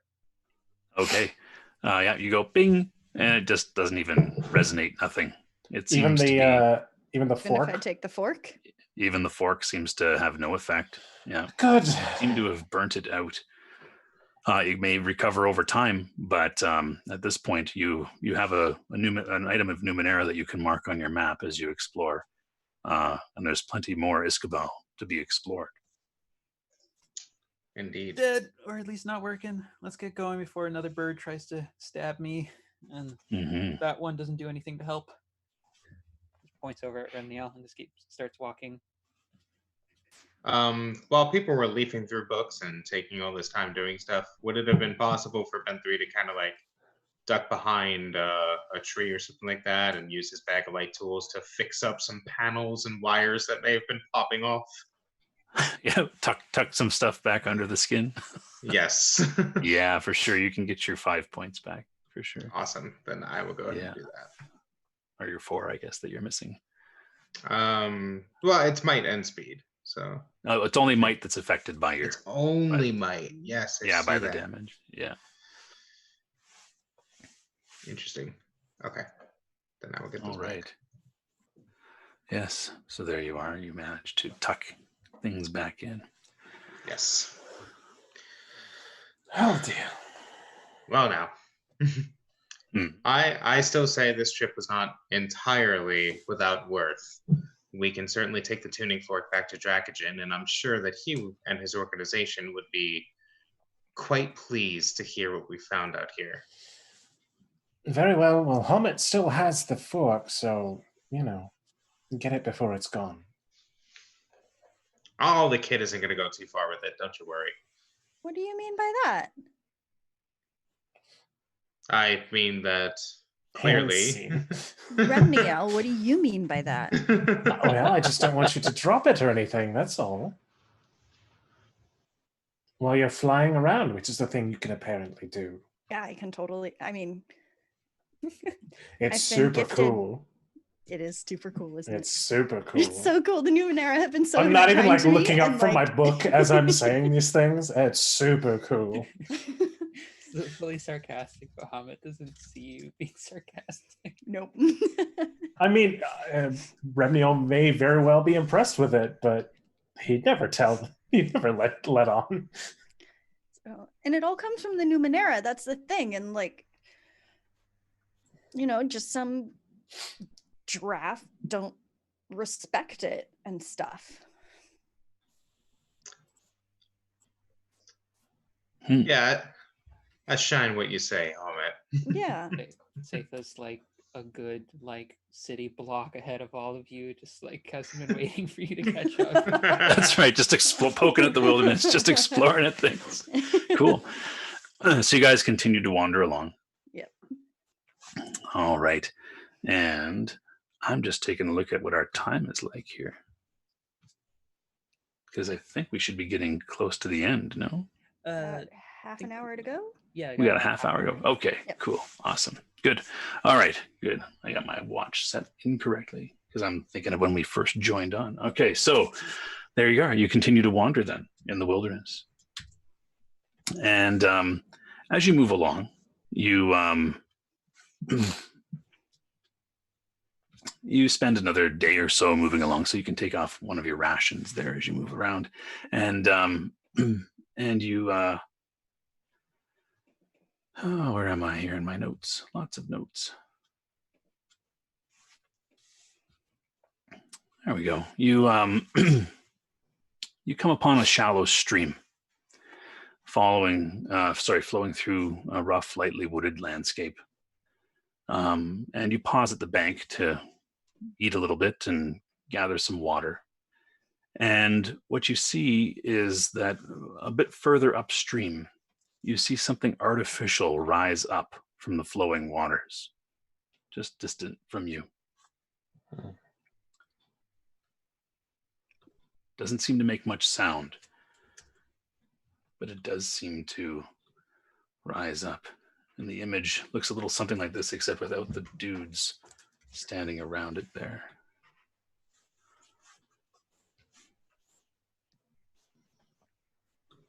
Unless someone else has a better idea, Hamid is totally going to go up there and just start poking that thing. Hamid, can we not, please? Give us back the tuning fork first. Yeah. We're supposed to be exploring. Come on. We're supposed to be Yeah. bringing Numenera back to Dracogen, but And you're telling me that's not a giant Numenera, that like big volcano looking thing made out of all of that cool stuff? I don't know what that is, and that's why it pays to be cautious. I am going to again detect magic. Yeah. So what it appears to be a single structure of gray metal and bits of yellow synth built into it. There's a few white symbols that you can make out in the distance that seem to be painted on the side. But other than that, at this distance, it's really hard to determine. Your sense magic, I think, has a range of short or something like that. So you'd have to get a bit closer than the distance you are from it right now. Setha, what do you make of this? Definitely strange and probably not something I recognize.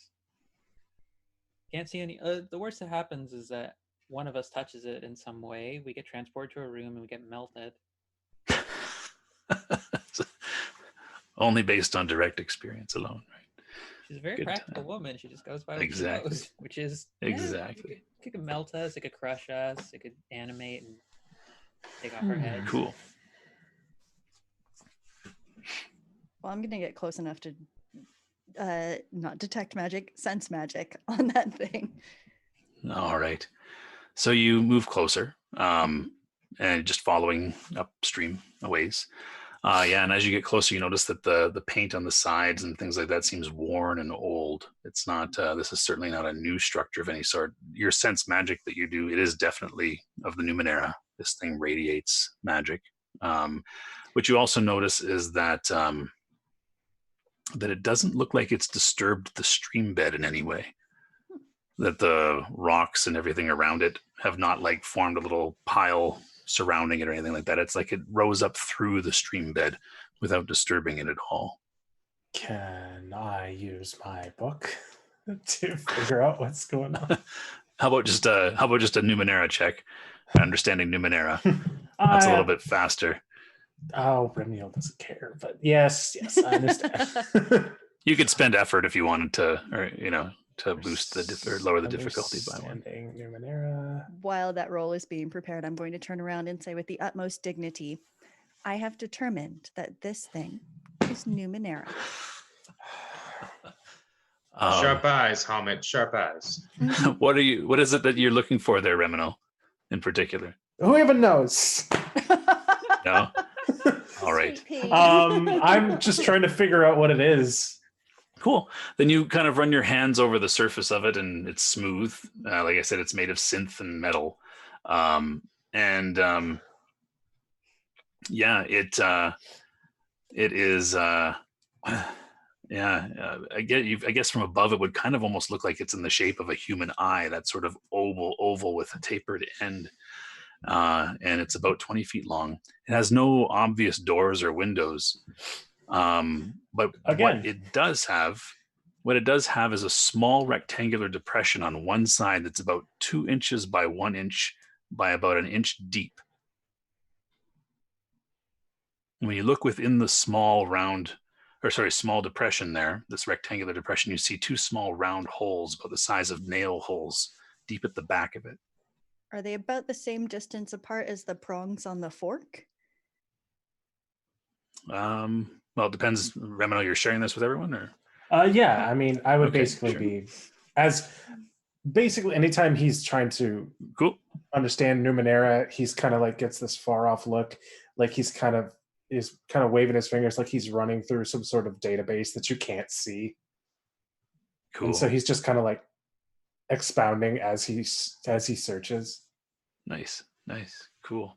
Yeah, these look to be small circular depressions, whereas the fork has like kind of square ends to it. So it doesn't quite look the same. Good thought, though.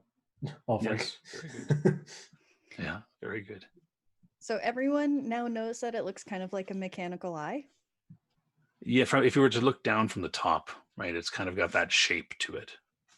Can I say that I floated up there and looked? Yeah. Okay. Yeah. And you're like, yeah, it looks like a mechanical eye. Yeah. Electric eye. Yeah. As the four of you explore around here, I guess Satha would be the one that notices death very well. There's a few dead fish, insects, and frogs that are now on the riverbank near it. Wait a minute. Restate that one real quick.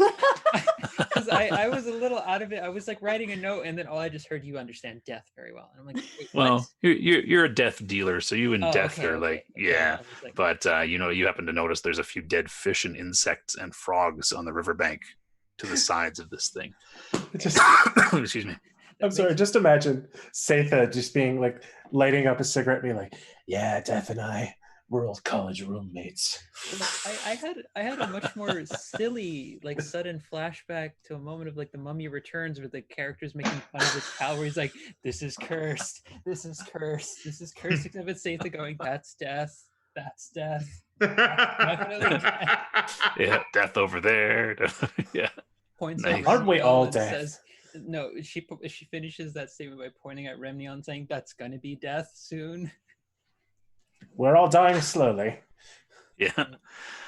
Ben 3, while you're just kind of perusing over the thing, you hear people coming from behind you.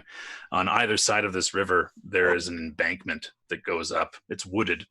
And and you can hear it's people talking. The language of this place is called the truth. And they are speaking in the truth. You can hear them say things. What a terrible deal we got. Right. Well, you can never trust Jute, is what another one is saying.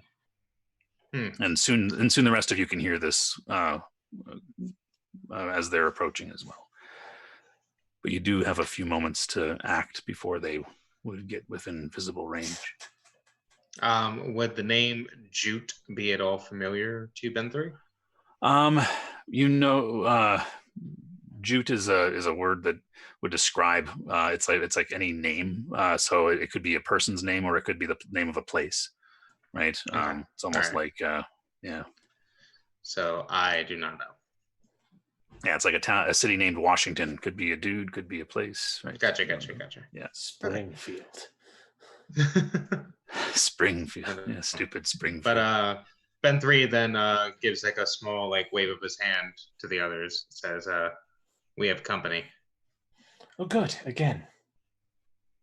I think we may be able to avoid fighting this time. Sounds like a couple of people got fleeced by something involving Jute. Do any of the rest of us know Jute?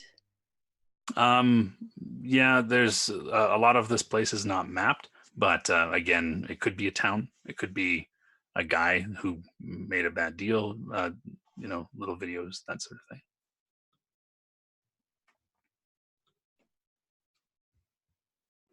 Well, I have one more investigation thing that I wanted to try, but I think dealing with the people is probably more important.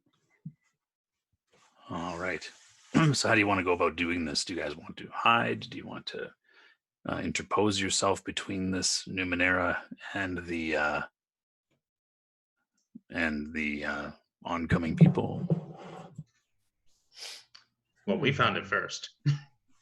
That's not necessarily true. It's true from where I'm standing. Satha is just going to go and stand in front of the group. If the group decides to hide without her knowing, that's fine with her. She's just going to be just waiting there and making sure that the sword staff is not aggressively shown, but just like it's apparent that she's a walking armory. We could always do please help. I don't. Okay, I'm the one saying this, so this should mean something. I don't think we need to go straight to killing anybody today. Okay. Maybe tomorrow, maybe the day after that. I don't think today. Or at least let's try it. Okay. All right.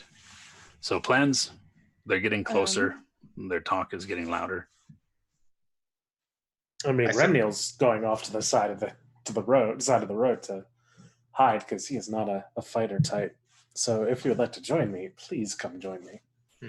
Are you I- a There's good no- talker, Benthray? Now, there's no road here. You've been following a stream bed, but you can go off to the side there and certainly hide. Into the woods. And My tongue's been known to get me into and out of trouble as needed. okay, I'm not a very good talker, but I can look tough. And I make a tough face, and I'm wearing a blue mask that makes a tough face that looks much tougher than the face under it definitely would. Hammet's like internally like, well, if anything, maybe they won't attack us if we have a kid with us. And so I was like, yeah, sure. That'll work, Hammet. That was why you brought him along. Atha will step up and just try and call out to them. Hello? Okay. You immediately overhear them say, somebody's down there, right? Take it easy, says one of them.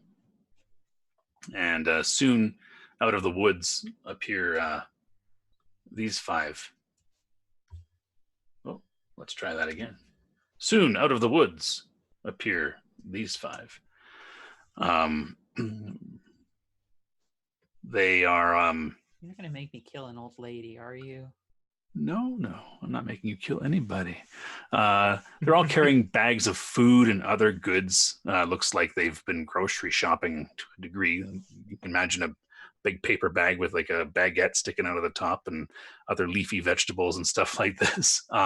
They're all wearing the yellow saffron sort of robes that you see in the picture of this thing that rose up out of the water there. They all have rope belts around their waist, and yes, in even a billion years in the future, there are still baguettes. You can't deny good French cooking when you find it. But yes, and and there they all are. So rather than wearing these kind of brownish robes that you see in the images that I've posted there, they're wearing these kind of saffron robes, and they approach cautiously, and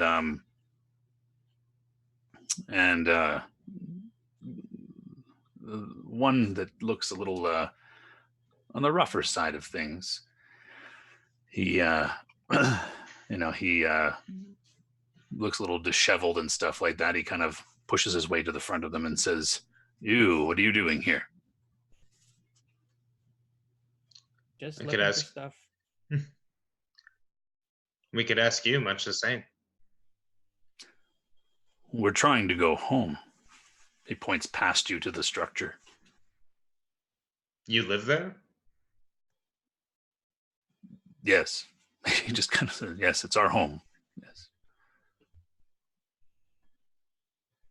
Kind of raise a bit of an eyebrow at Satha and then towards the death that was so clearly pointed out around the structure. I see death everywhere.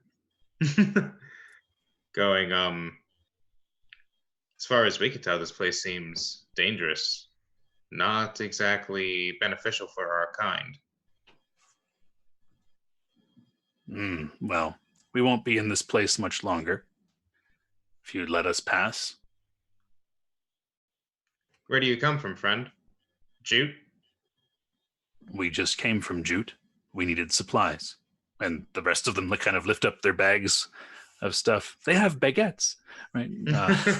It's an ancient delicacy. Yes.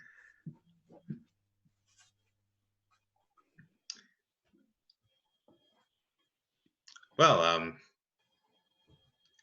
would be a shame to just let travelers pass on the road without sharing the news then. What comes out of Jute? Nothing much. Problems with fishing. The lake's not producing as it used to. That's what the local talk was saying. This river seems to be experiencing a problem similar. looks down at the dead fish at your feet. Says, perhaps. Won't bother us much once we're gone. Planning on moving along quickly then. We don't have much time. And at that, Bethry gets suspicious. Why not? It will be gone soon. And he points at the structure behind you. Please, let us pass. We don't mean you any trouble. Man,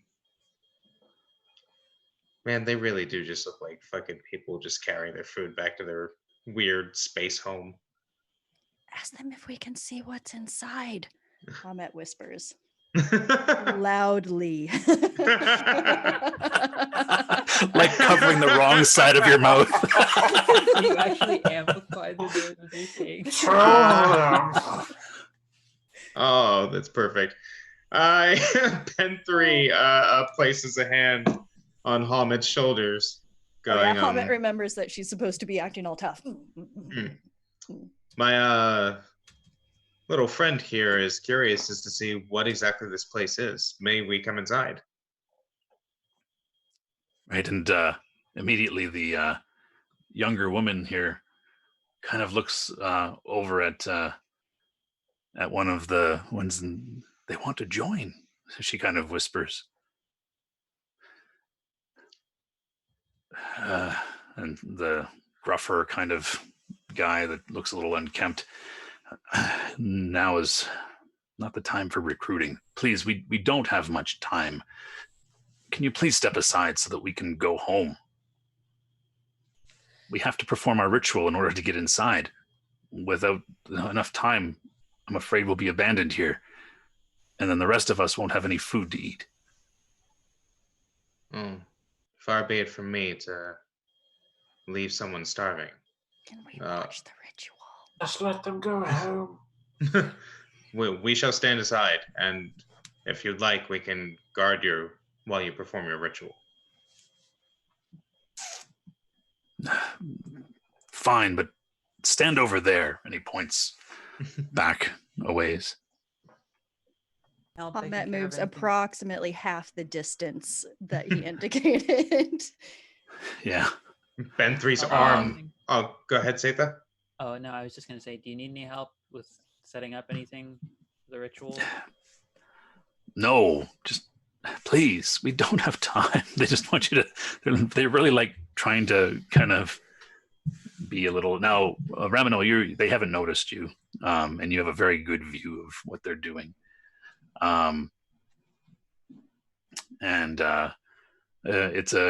This place just reeks of the Numenera, right? You can tell, Ramino, that it's Numenera. Your scans will say even work on this without rolling. You can tell that this thing is made of all the good stuff. Hamet, your sense magic is just tingling. And and they're just like, just fine, stay that far away. Then they say to you as you move only halfway. No, Ben 3 walks past Hamet and literally puts out an arm and just keeps walking, dragging Hamet along. Nice. We should be respectful. Yeah. And so you give them the room that they need, and they form, they take up positions in front of it. They go through a series of ritual actions, waving around what looks to be like a long extended sort of back scratcher with two sharp points on the end of it. And they drop to their knees, they move up, make a lot of motions. There's some chanting in an unknown language.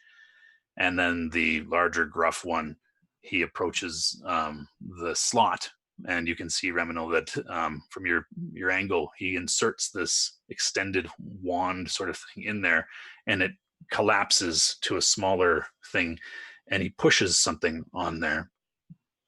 And immediately the side opens up, and there's a small space in the side of this structure. The five of them shuffle into it, and the side, him of course taking his little wand with him, and the side closes up again.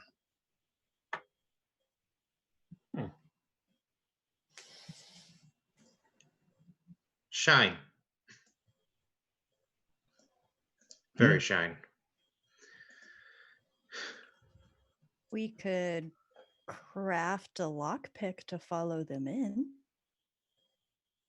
It seems like they're going somewhere we don't exactly want to follow, homie. Probably. But dang, those baguettes look tasty. Well, And as you say suppose- that, Hamid, your gaze kind of drops to where one of them had set down his burlap sack full of vegetables with a baguette sticking out of the top of it.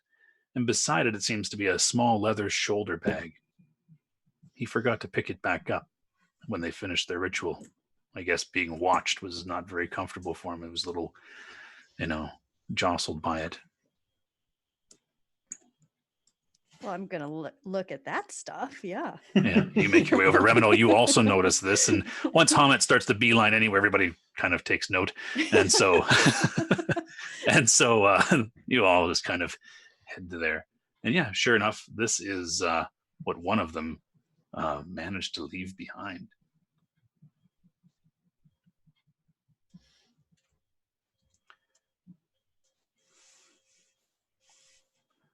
So you can root through the leather shoulder bag, and what you find inside are a few small tools and a pen and a notebook. Hey, Ramniel, have a look at this. All right. I assume you're handing me the notebook. Yep. You're Yes. smart. You read things. Start flipping through it. Is there anything of particular interest in said notebook? Yes. First of all, whoever owned this wrote his name on the inside cover. Fian is his name. This is Fian's notebook. It even says so on the first page. This is Fian's notebook. It is filled with maps. One near the end is a map of the area that you're in, with this precise spot marked on it.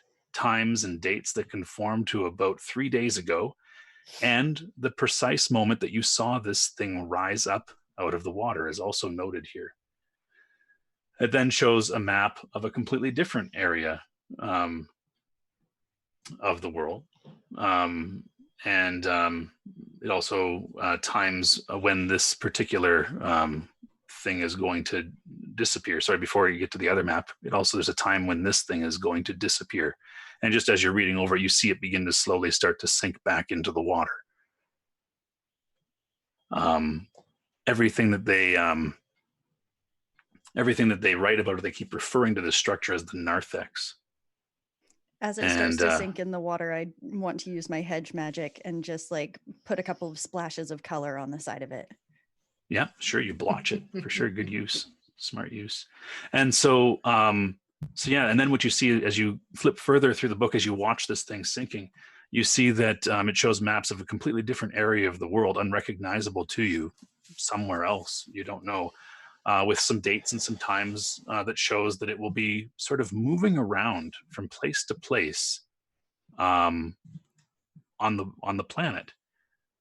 And in about 10 days, it will reappear in a spot about a 4-day journey to the north on the other side of a village by the name of Jute, which apparently lies just a little ways to the north of you. The date and time for the appearance is about 10 days away, and it's in a hilly little bit of wilderness that are about several miles north of the settlement of Jute. Does anyone feel like taking a short trip?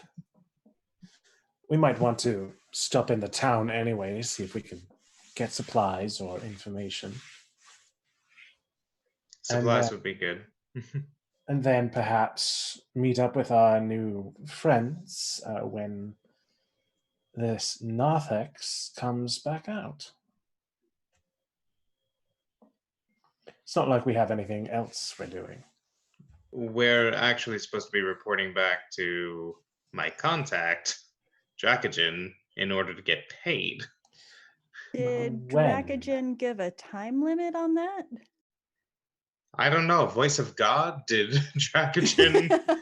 You'd probably want to find some more stuff, says your deep subconscious, before before you ever would return to Dracogen with such a piddly thing as a fork and a pill.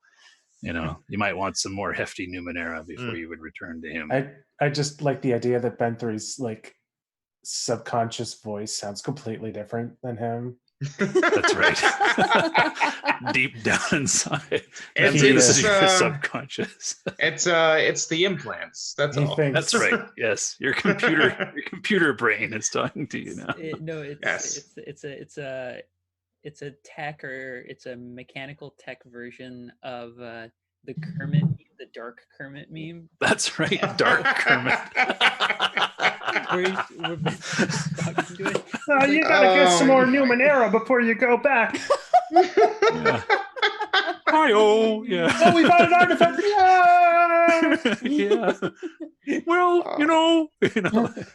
Kermit the Frog here. Where's my Numenera? I'm done.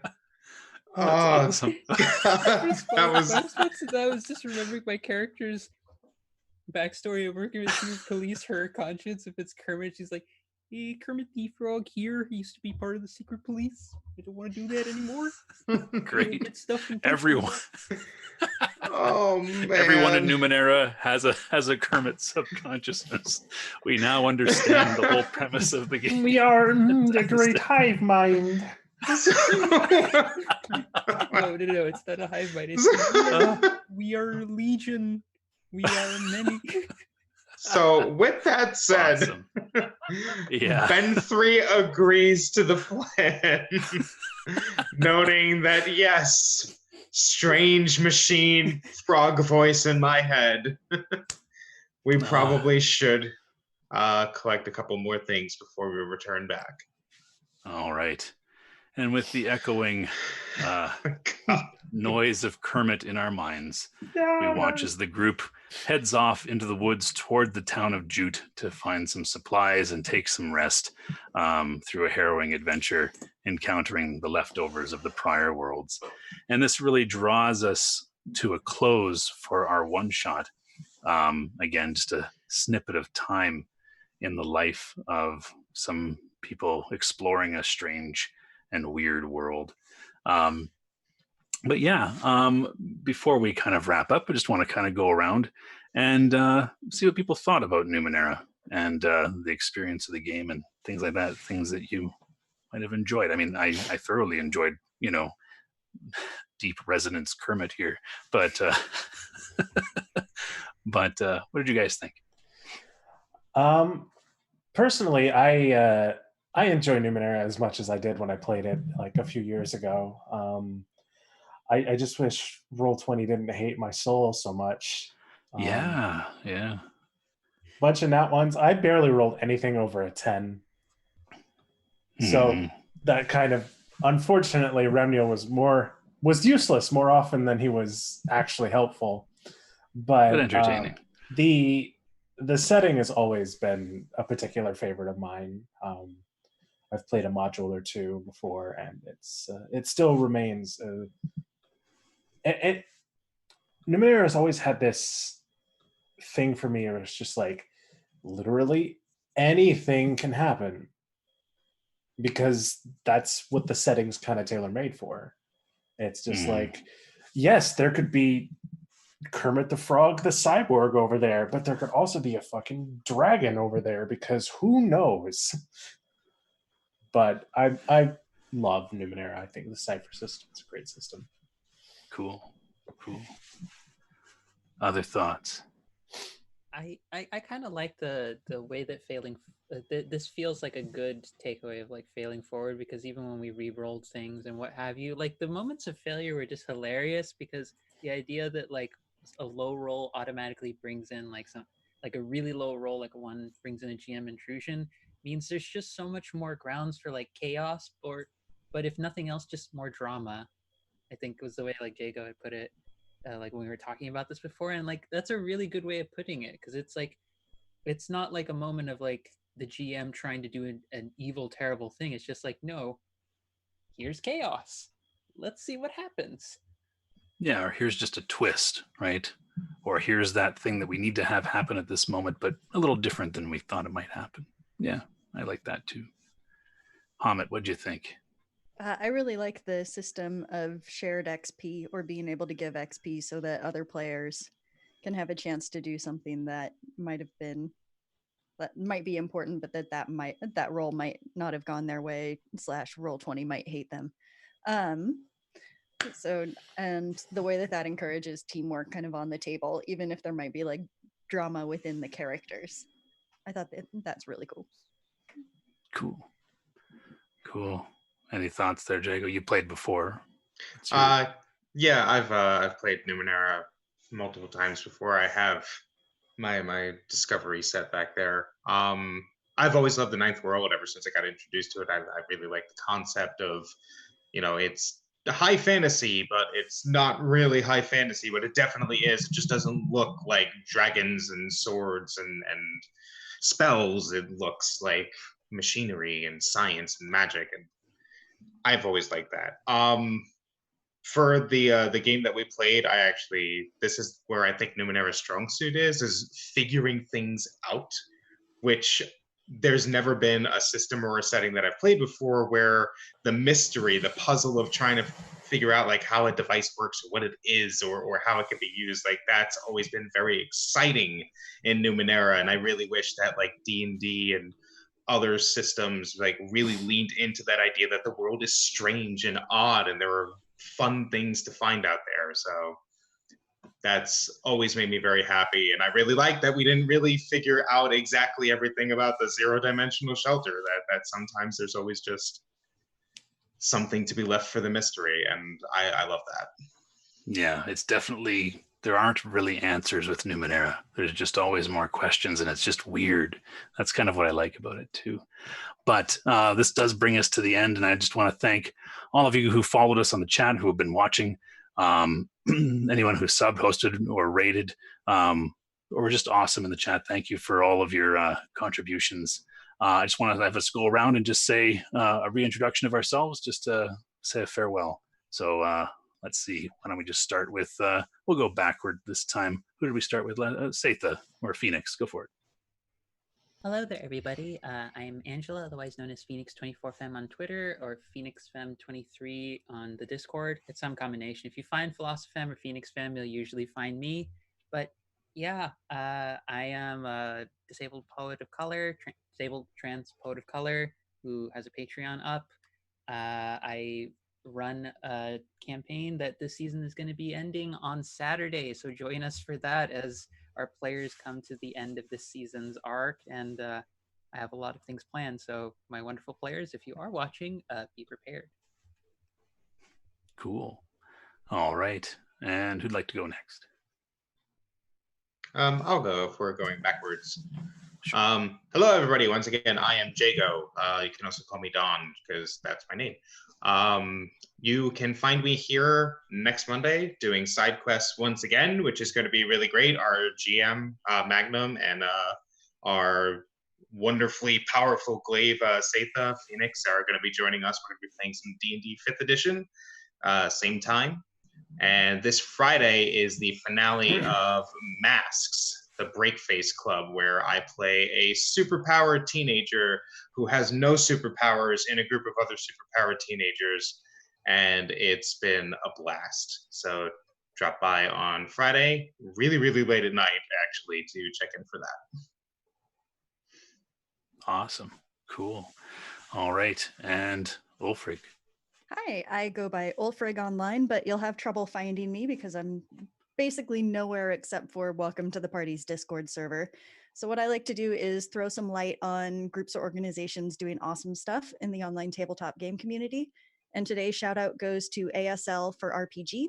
They are working to build an amazing custom dictionary of ASL signs for all of the different really common stuff in tabletop RPGs. And the signs are absolutely incredible. Oh my God. Flame Hands is the coolest sign in the world. Ranger is also mad cool. So check out their work if you know ASL, are interested in working, are interested in accessibility in tabletop gaming. They're the top. All right. And to the simulacra. Hi there. My name is Ryan. You can find me on Twitter at the Simulacre.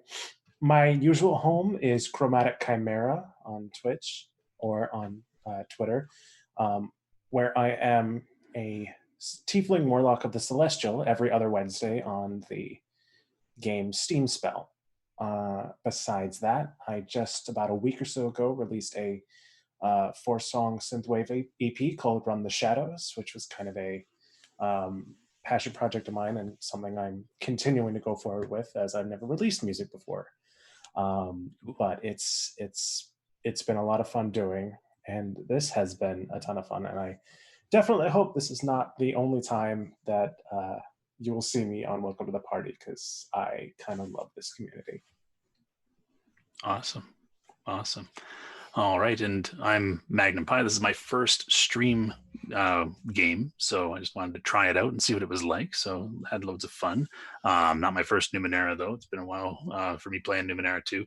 But yeah, I just wanted to thank everybody here. You guys can find me at Magnum 314-1592 at Twitter. Not that I post a lot there, but I'm mostly lurking around on the Welcome to the Party chats and whatnot here as well. Yeah, we just want to make sure that we thank our sponsors again, to Roll20, Tabletop Loot, So Nerdware, and Devin Rue for sponsoring and supporting this channel. We also want to give a shout out to our Patreon supporters who basically support the bulk of the operations here, and the subs and bits that have been given throughout the chat here. Check out for the Patreon info below. As always, you can join us on our Discord, our Welcome to the Party Discord channel. And yeah, that's kind of what's going on next week. Myself and Jago and Phoenix will be playing in a D&D one-shot, which should be loads of fun. So tune in for that. And basically what we're going to do next, I believe, is that we are going to be raiding Random Person 2021, playing D&D tonight. And that is what's going on. This has been Welcome to the Party Side Quests. Have a good night, everybody. Yes, bye.